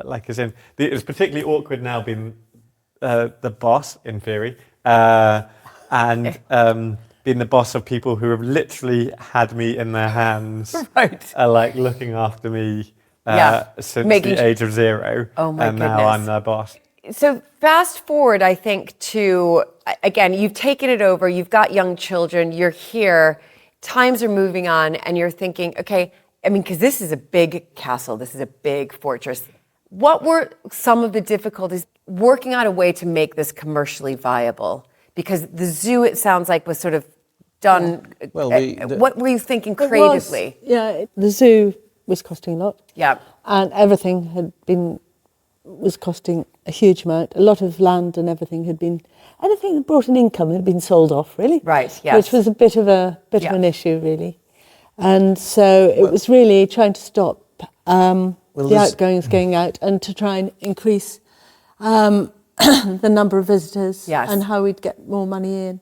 But the zoo didn't vanish. We evolved the zoo to being fairly mishmash, to specialising, and we developed an owl centre. So it had always primarily been a bird garden with some mammals besides. So we rehomed to various other zoos the mammalian collection. Yes. And we set up the world's first dedicated owl centre, and we just had owls, and that was very popular. Became even more so when Harry Potter hit the screens. Of course. Because owls were often seen as birds of ill omen and creatures of the night. And we further developed that in 2015 to adding more birds of prey to being the Hawk and Owl Centre. And that has been, as you'll see later, the core of a lot of, and very much conservation based and not just having animals here to entertain people. We've always been conservation based, but we had a definite change of emphasis in the early 90s to go or late 80s to go conservation based, and we're continuing with that now. And we had to sort the castle out, and Ian did an absolutely brilliant job of we needed to re-roof the castle, right? And we managed to just roll up our sleeves, and with Iona leading from the front with her parents, being prepared to do anything, and then we managed to raise some funds and some grants, and had to sell some of the family silver. To re-roof to nail our colour to the mast, say we are here and we are going to make a go of this, and people came on board and helped us out. And the roof is it's what we all talk about. You know, if you don't have a good roof in place, you don't have a castle. Yes. We got a structural report done, I suppose, in the 90s. In the mid-90s. Mid-90s, which said if you do nothing, it'll be unlivable in 2 years. And a ruin in 10. Right. That was really we knew we just couldn't go on. We knew we had to, it was death or glory. We had to stop fiddling around and nail our colours to mast, say we are going to make a go of this, we're going to raise money, we're going to do this and do it properly, rather than make, do and mend. And so in the late 90s, we had what we called the Millennium Project, and we managed to re-roof the castle, add in, more modern facilities and a basic heating system. And what's the material on the roof? I haven't yet seen it. It's lead and slate. Okay, it has to be, a grade 1 listed building, as lead. No, and it has to be done in traditional materials. Great expense there. And we wanted to make we were going sensitive, sustainable and beneficial. So whatever we did had to be beneficial to modern day society. People needed to want to buy into it. It had to be sensitive to the surroundings, the landscape and the buildings and the history, and it had to be sustainable. Ideally, we want to be able to look after ourselves, of course, and ploughing any income back into the place to help it grow stronger and be here for future generations of visitors to enjoy, not necessarily the family, because it's a fabulous, beautiful place, and we love sharing it with people. But we've got to make money somehow. So it's getting that balance right between opening our gates and providing something that people want to buy, if you like, and being part of the community, because these places have always been core to the community, and this was originally to protect the community from rampaging Scots. Exactly. And it was emphasised to us, the main thing you have to do is employ people. That's the main benefit, and we're very pleased that we've grown the number of people that work with us to probably the most has ever been here. Yeah, amazing. But you do, well, you'll know, you get a sort of thing where it owns you, you don't own it. Exactly right. So you're living where you work. Yeah. So you made that decision, right? We have got to make sure that this is preserved. We're going to do it. We're going nowhere. Yeah, exactly. We're Quite determined, really. Yeah, fantastic. So I'm going to shift a little bit to Ewan now. So Ewan kind of comes of age and goes off to Edinburgh, Cambridge, America. I mean, I do think all along I've thought it was really important that all the children went away and made their own lives. Yes. Right. And learnt about other things, because there's no point, being here the whole time and just having our views and everything. Right. Because then you can't move on. Right. Even if it's hard work moving on. But did you feel that growing up, did you feel that this was something that you wanted to take over, or has it just been a recent revelation? It wasn't necessarily going to be Ewan. Right, so that was going to be a question. I wasn't sure I could ask that, but I am asking that now if you've prefaced that, because of course you're the third daughter. Yeah. So you don't have primogeniture. No. Right, so how did that work? So it wasn't necessarily going to be Ewan, but it was a discussion between all three of them. Right. And so Ewan, Fraser and Isla discussed it and said, well, you can do it. Right. Don't make a hash. Make a mess of it. Because we're right here and we're watching. Yeah, I think it's a weird one, isn't it? Because I think externally people assume, because I'm the oldest, that I'm going to take over. And so you get this weird mix as someone like in the family, we would never be like, oh, well, it's obviously going to be you. But then on the outside, you get this weird kind of people treat you as if it's going to be you. Due to primogeniture, I think people make that people assumption. just assume, and I'm the best looking and like the most sophisticated, and just naturally kind of. Your siblings are going to love watching this back. Well, they know it. It's a fact. I mean, it's not even disputed these days. Like getting that separation of you, finding out who you are versus like having the castle define you is quite a challenge, and yeah, for me, that liberating moment at age 18, going away from here and escaping, not telling anyone that I live in a castle was like awesome. I mean, my career very much took me on the route of energy and low carbon energy and science and those sorts of things. But it kind of, I had about 15 years away from the castle where my identity was, like, as in my colleagues, when I told them in San Francisco that I had to go home I didn't have to go home. I was going home, and my next career move, like, they were genuinely shocked because half of them like had worked with me for years, but didn't know that I lived in a castle, which is just like nice. Which is really weird for me now, because I've now had 2 years where I've got to flip because my entire job is talking about the castle. So I now, like, I kind of hate myself sometimes because I now have to be like, hi, I'm Ewan Frostventon from Muncaster Castle. Whereas the Ewan before would have died. You get pigeonholed as someone thinks you live in a castle. Yeah, and then there's all these sort of assumptions that are being sort of created within the mind of the person you're speaking to. But then it's really weird because it is like your job and your like as in, I'm honoured to live in the castle. Like, Mum and Dad did definitely not tied my hands and said, right, you're coming back to help. It was actually my little sister that phoned me up. It was like, Mum and Dad are struggling. You need to get back there now. Like, they are getting old, Ewan. They are getting really old. It's time. She's in trouble. Because she was like, yeah. So you come back here. And now you've got Castle attached to your last name. You're sort of Ewan Frost Pennington at Muncaster Castle. That is your title. But you then decided to really, with your education, and presumably the education that you did all about sustainability, environment, you knew that there was something you wanted to apply from that education to here at the castle. Is that correct? And tell me a little bit about that. And so I think the real reason I came back ultimately, there's a whole host of reasons, family, etc. But one thing was I'd kind of got to the point in my career where I was like, I'm like getting higher up in a company. I was a consultant. I've got really good clients. They're really big, well-known companies. But quite often things would take forever to get done, and because you're a small cog in a big thing. Whereas I'd phone up and say, look, Mum, ground source heat pump's the way to go because I've been doing that on one of my projects. It makes a lot of sense for doing it at the castle. We should do it. And she's just like, sure, why not? And within 6 months, it's done. We've installed it. We've been through the agility of we've kind of got a big fancy company to come and tell us how to do it. And they gave us a figure we could never afford. And then we've been like, how can we do it differently? brought on board our local plumber, brought on board our electrician, kind of been agile with it, really thought about it, and within 6 months it's done. And I think that's the thing about Muncaster, because we've had such a finite resources in the past and we've had to move so quickly to keep it going, and that it's been mum and dad working 7 days a week for the last 30, 40 years.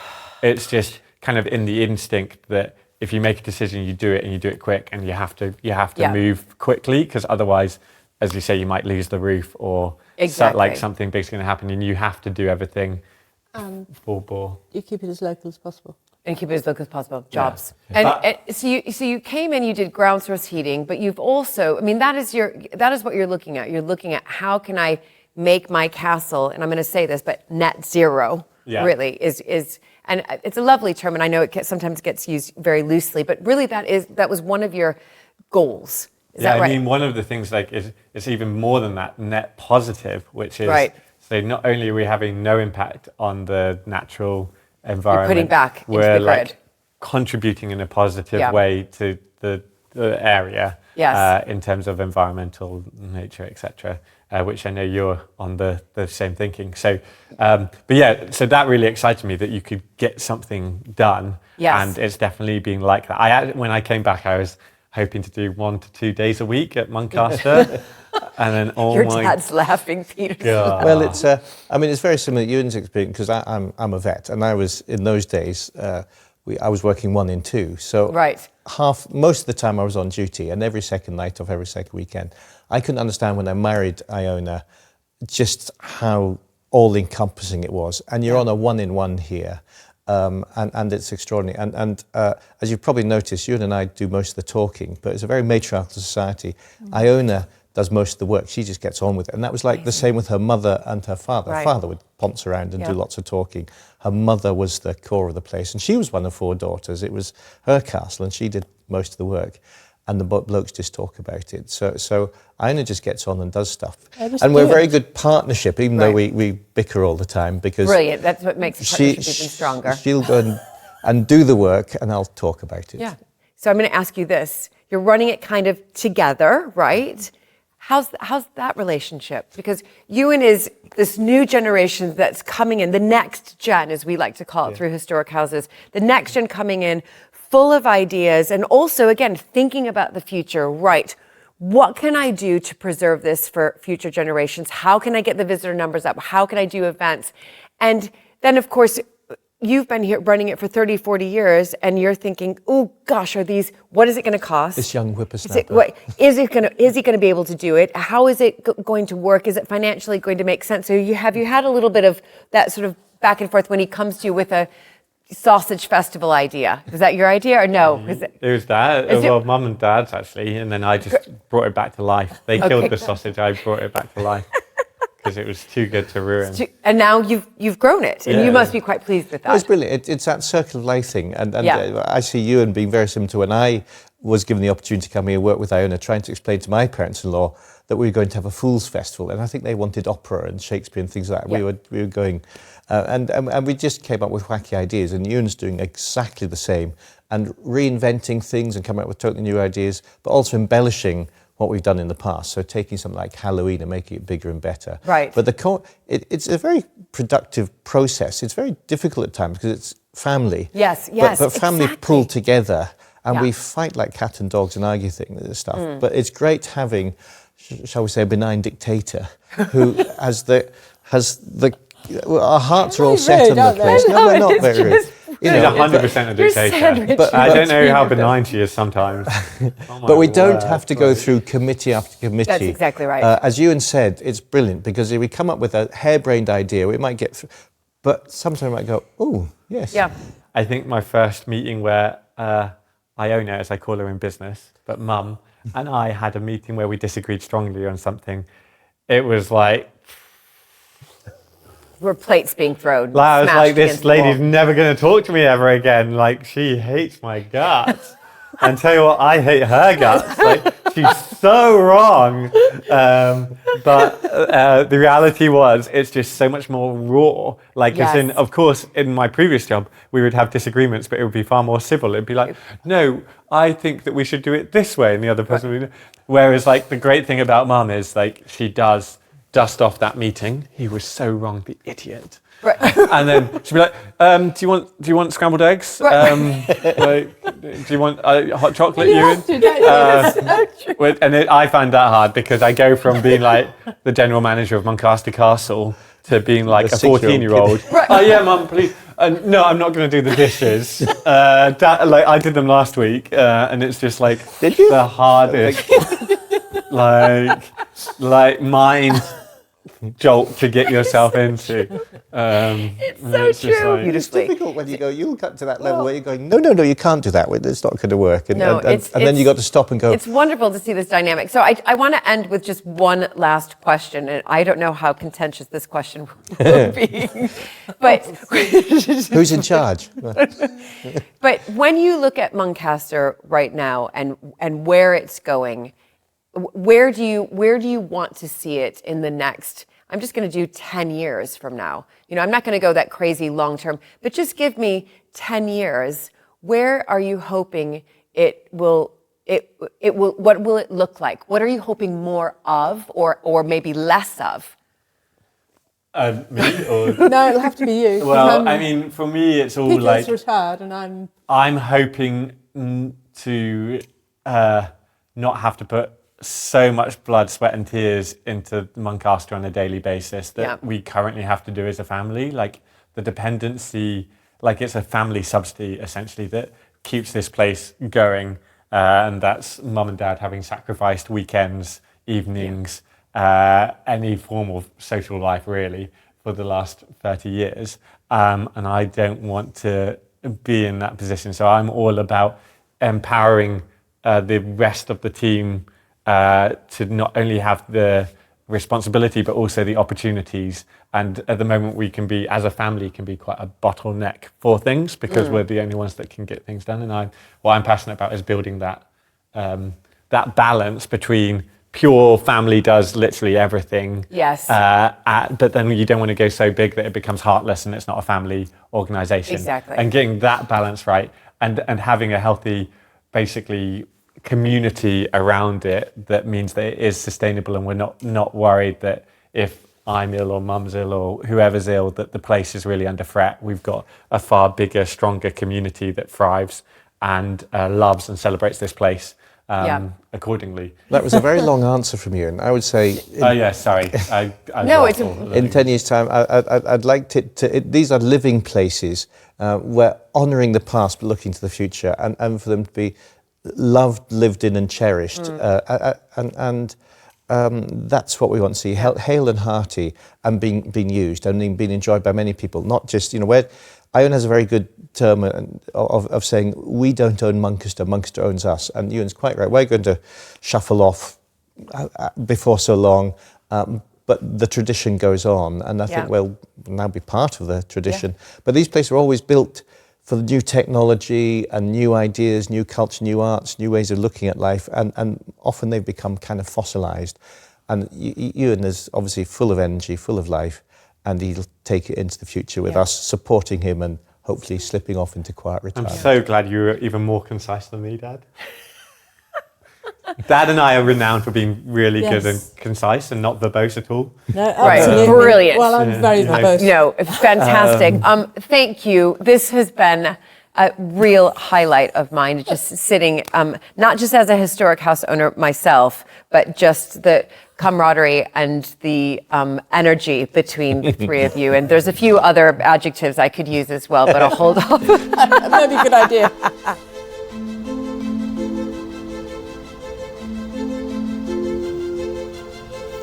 The family dynamic and energy is brilliant. And with Ewan keen to build on his parents' legacy at Muncaster, we ventured to the upper floors of the castle, where visitors might one day be able to experience life behind the scenes.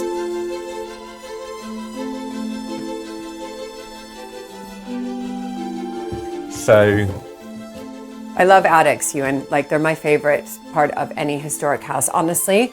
And this is now even more favorite because I can see you have archive boxes everywhere. I mean, I know it's not technically your archive room. I've already seen that. But this is a wonderful space up here. So we're in the female servant quarter wing. Okay. But then there is an entire tower, the male servants' quarters, and that's more derelict than this, but that's 4 floors of empty rooms, or not empty. they're full of what I call sorting debt. Right. Debt that, like, if our family was to have a full-time job sorting through the stuff, it would probably take 2 or 3 of us a year to decide what we chuck or keep. But I'm wanting to start chipping away at it, especially while the generation above is still like engaged. Like mum and dad, I think would really help accelerate that, and even my aunties. But yes, so there's lots of work to be done on them. And the thing is, it's not even the attic, because the attic's the floor above, right? Where we're starting to, we're just insulating it and starting to use that for storage too. So we've got because you have, let's put this, you've got like what 900 years of storage, right? Yeah. And it's also chaotic because the family used to have lots of estates, and this is the last one. It's also combination of quick sell that, and we'll sell loads of that stuff, and we need to, but actually we're really sentimental about this or that, and we really want to keep that, and then suddenly that comes here. And so it's the collection. It's a bizarre collection. Like, as you can see, Water Estate. Yes. It's not Muncaster Estate, but that's for example one thing. And then you've got like Lord Muncaster's combined with the Ramsdens, and you know what families are like, but yes, add the kind of mega onto it. You have the same. And it's just all sort of they sort of pile up, and next thing you know, you're like, wait, is this our branch of Montague or is it the other branch of Montague? Yeah, exactly. And then suddenly, and I guess it's why it's sorting debt, because a lot of it is junk. A lot of it is worthless or broken and should be thrown out.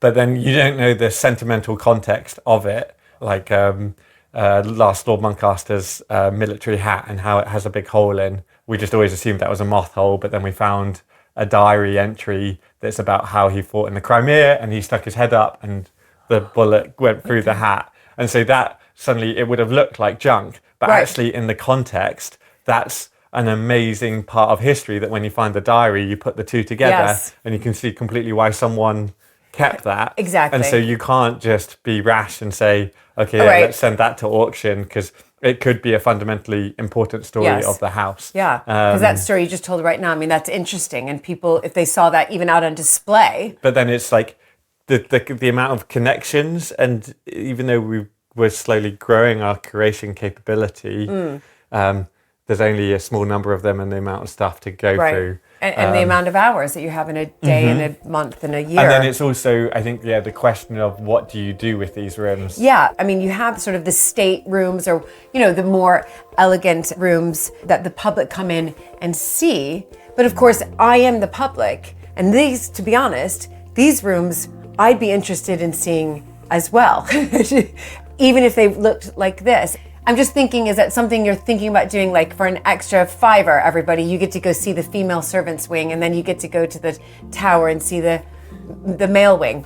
Yeah, and I think that appeals. So in the immediate time with like taking it bite size, Dad did actually used to do behind the scenes tours where he dressed as a Victorian butler and showed them what life was like behind the stairs, but that was just touching the tip of the iceberg. Right.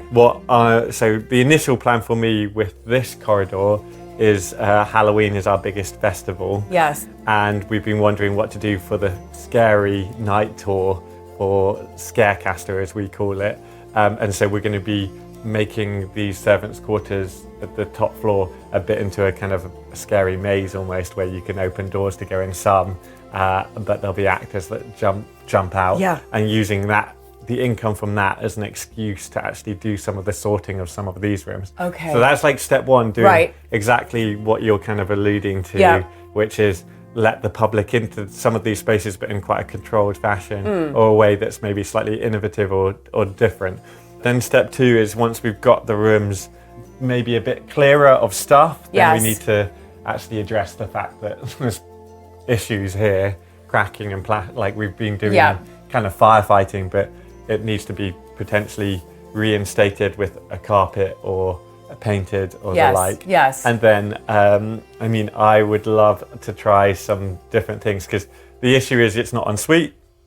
Yeah. So you can't just, it's not just a hotel. Is there a bathroom on this floor? Or is it?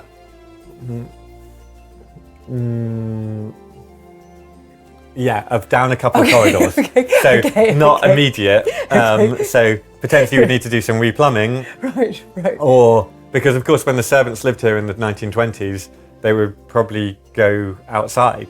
I think even the main family would have bed pans. Yes, exactly. The chamber pots. Yeah, they wouldn't necessarily have toilets. So the ideal would be, yeah, okay, you could make it onto en suite, but are we going to modify it too much? Or do we just embrace the fact that they are servants' quarters? Yes. And the idea that I kind of like is, do we offer people the opportunity to come and live the life of a servant for a few days?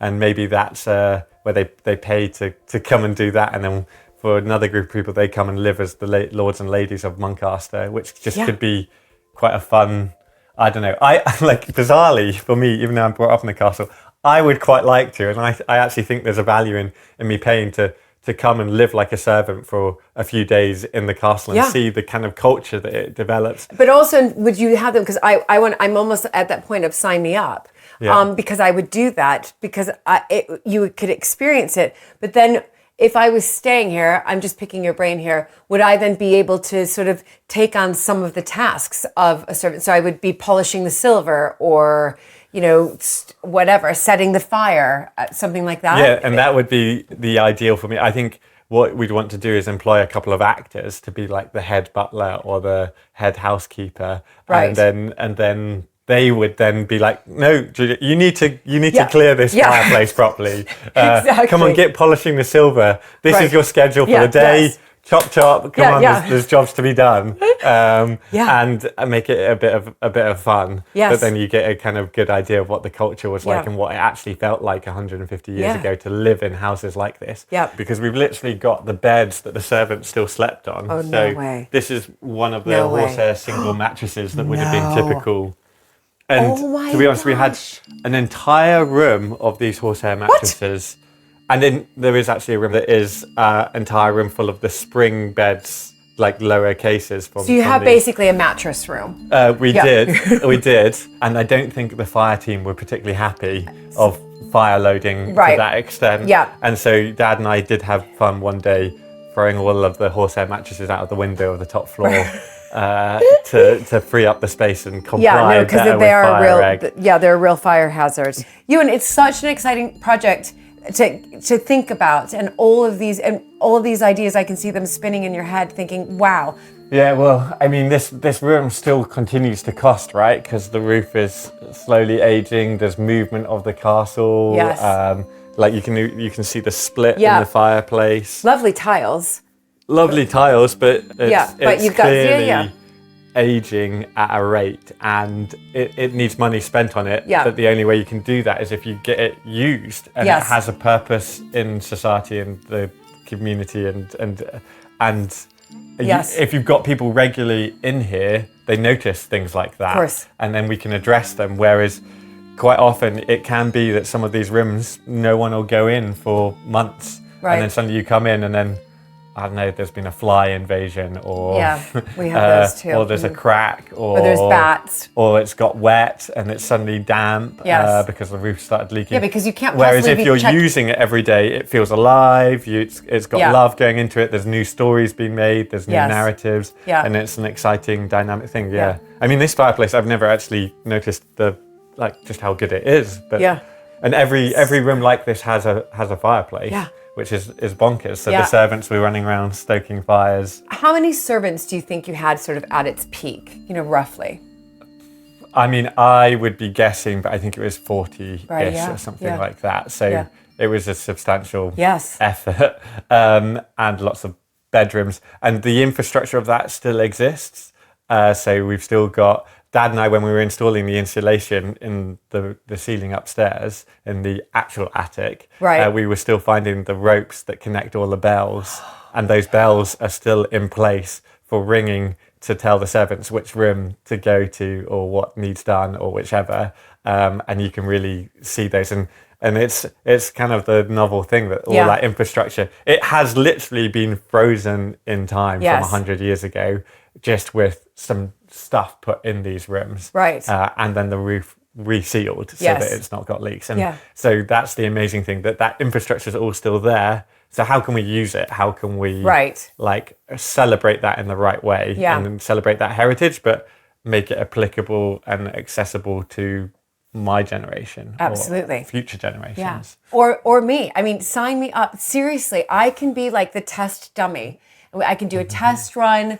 I'll stay in this room. I really like those tiles there, and then just put me to work. Okay, we're definitely gonna take you up on that. Like, as in, our first return of a servant will be the Viscountess. Exactly. Like, as in. I'll do lots of We're social reinstating media. it, but Viscountess has turned to the Cinderella, and it'll be perfect. Yeah, perfect. I'll join you. Okay, great. As the family member of the house, and I'll be the servant as well, and then we can. Should we shake on that? That is a deal. Okay, deal. We are doing it. I can't and we'll wait. film it too. Yeah, no, it's going to be good. Brilliant. Since 1968, when the castle first opened to the public, there have been bird gardens, but over the years, they have expanded, and today, the Hawk and Owl Center is focused on conservation and education. Sitting here, you've got a Grade 1 listed building, a medieval castle, England's highest mountain beyond, in this incredible flying arena. Here we go. How many birds in total do you have? We've got about 30 birds. We have examples of all the different types of bird of prey, and all our birds get out and fly every day. So if they don't want to come back, they don't have to. Right. But they love us. So It's just brilliant. we opened permanently on 1968, so it had been open a bit before that, but from 1968 we opened every day in the season. They had a mini zoo, but it was mainly a bird garden. And then in 2015, we expanded into more birds of prey and got the eagles and the vultures and things. Right, okay.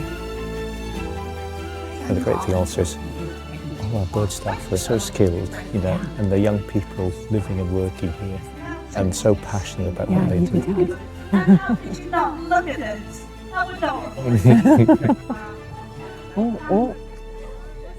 Oh my gosh. Yes, this is where you got to do your ducking.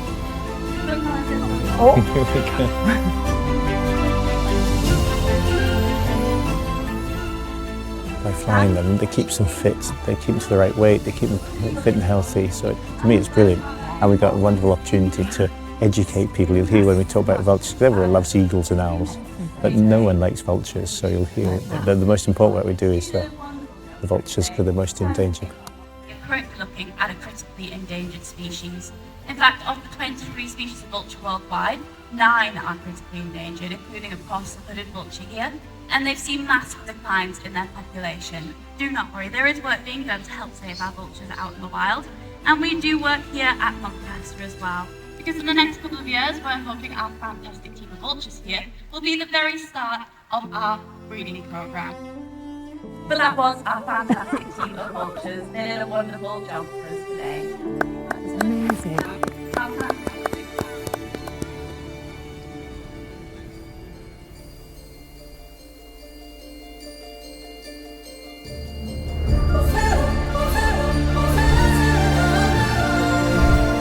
Doncaster is known for its larger-than-life events. Over the years, Peter has taken center stage in the immersive events at the castle. A recent addition to the visitor experience is the medieval-inspired Weapons Hall. And it's where I met a familiar-looking King of Cumberland. Hail, huzzah! King of Cumberland. Is that right? That is correct, my lady. Welcome. Viscountess, I believe. That's we right. are honoured to have your presence. I was going to say, Shouldn't I curtsy to you though? Because technically well, you speaking, should. Absolutely. You're the king, you're and I'm just with a the lowly king. Viscountess. Well, you're still quite high. Have you ever ventured so far north in your travels? Never, ever in my life. But what an honor to be here. Well, thank you Do you for... allow Americans though? I beg your pardon? Are Americans allowed? Where is America? Is it over the water somewhere? Somewhere. Have you somewhere back there. travelled far from some land I've never heard of? I've come on an airplane. You're losing me. Anyway, we have a quest for you now you're back in the medieval age, because this is to enhance your skills and talents. Okay. And we are training up knights, we need horsemen, we need axe throwers, we need crossbowmen and archers, because I have to defend Cumberland from all who would take it from us. Are you up to your task? I am, sir. Well, go King. forth and get training, my lady. Off you go. Can I do that? Huzzah!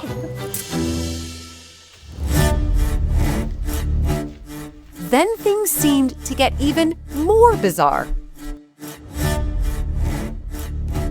Okay. Climb onto here for it. Okay. Mr. Plum. Matches my trousers nearly. There we go. Okay. Hold on with my left hand. Your left hand. Hold the lance in your right hand. Like this? Yeah, and then if you couch it, so if you squeeze it in between, yeah. Okay. Is that right? Yeah. Okay. Yep. Oh my God, it's fast! Woo! How was that? You got 2 out of 3. Okay. The last one, rather than do this stabbing lunge, Yeah. best once you've cleared the spinning knight, just Yeah. hold your lance level Yeah. to aim for it rather than going for a thrust. Here we go. All right. Here we go. Hold on, everybody. There you go. One. Allez!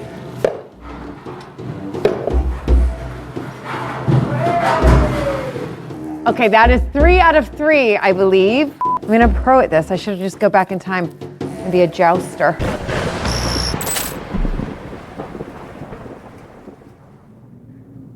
I interrupt this program for a very special announcement. We have lost quite a bit of power here at Muncaster Castle, which means that the dinner that we had planned to film for you tonight in the lovely dining room is still going to happen, but we're going to go back in time and have the dinner like they did during the medieval times, all by candlelight. So let's go feast.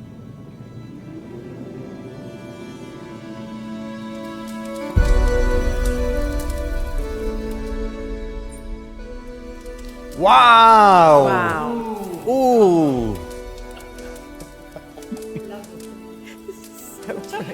It's sensational. Oh my gosh, look at that fire. Yeah, it's, oh, stunning. Please take a seat, everyone. And you unfortunately have got the coldest seat in the room. That's all right. It's fine that I've got 6 layers on, so it's all good. That's what I was going to tell you about.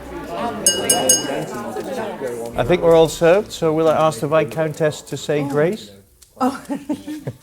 That's teasing. That's phew! Dad loves to do I haven't- test people. My goodness. He doesn't. We don't actually say grace. Okay. Oh my goodness. My face went red, but luckily there's no lights on in here apart from the candlelight. But I would like to give a toast, if that's okay.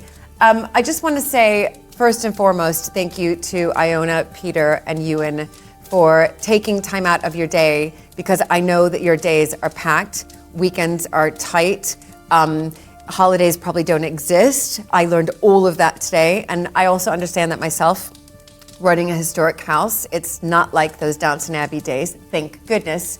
It's a lot of work, and just spending time with the 3 of you today was just incredibly inspirational, hearing about how you have transformed Muncaster Castle to what we see today, but the exciting plans and trajectory ahead that Ewan has put forward that sometimes might ruffle some feathers, but I think we're all on board. And it's just been a wonderful opportunity for me to see as much as I could see what's going on, and this fantastic house that really is a home, but also not just a home for a family, but for community and the public, and people to come in and share with just your incredible generosity of your time, but also your stories and the future that you're creating. So thank you.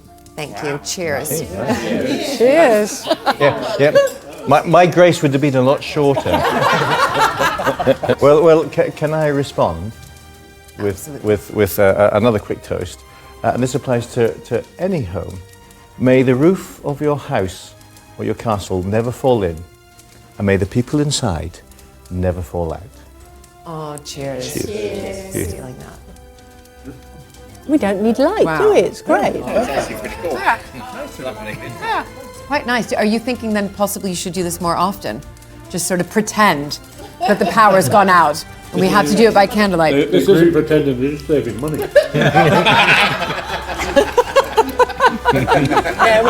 Murray, don't give away all our secrets. What an exhilarating and wonderful visit to Muncaster Castle. To dine by candlelight was the perfect ending to my stay, and the weather added to the mystery and atmosphere. Although Peter believes strange happenings in the castle are the work of the spirit of Tom Fool. He's rarely seen, but we are the home of tomfoolery. Yeah. And Thomas Skelton, who was known as Tom the Fool, Yeah. lived here many centuries ago.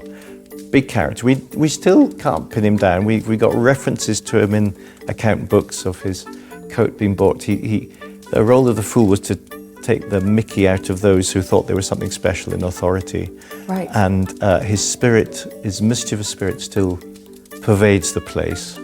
And the role of the fool is like the role of the stand-up comic these days, who stands up and slags off politicians and reminds us that we're all only human. If you get puffed up and think you're something special important, he'll bring you down to size. Right. And today, as you've experienced, we were having fun with the filming, and Yeah. I think, rightly or wrongly, I'm no different from anyone else. I live in a weird place and a very special place, and there I am. As soon as I dressed up as the King of Cumberland, came out to see you, bang, the power went off. The power went off. And it's still off. And it's still off. And since then, I've been running around trying to look after visitors. But he was a bit clients. of a bad character, though, wasn't he? Oh, Tom. You've been looking after visitors, you've been looking after a film crew, we've been trying to film, and Thomas has kept that Tom's power off. having his wicked way with He us. is. And he's done that to us before. If you don't believe in ghosts, it's just coincidence and you're reading it. But so many times I believe now. Yeah. And so don't mess with Tom. And if Tom thinks you're doing wrong to the place, there'll be various So stories. do you think that that's what it is? Do you think that the film crew came in and he thought we're messing with the place? No, I don't think he thought you were messing And with the place. we're gonna He was getting at shut it me all because down? I was sort of trying, well, I'm important, I should be the King of Cumberland. Whether you believe in ghosts or not, if you just look at Well, these, I obviously now do. well, if you look at these buildings, the spirit of the people who built, it's not about us, the posh people who live here. It's about the people who created these things, and they've poured their soul into the furniture, the carving, the artworks, and they're still with us in so many ways.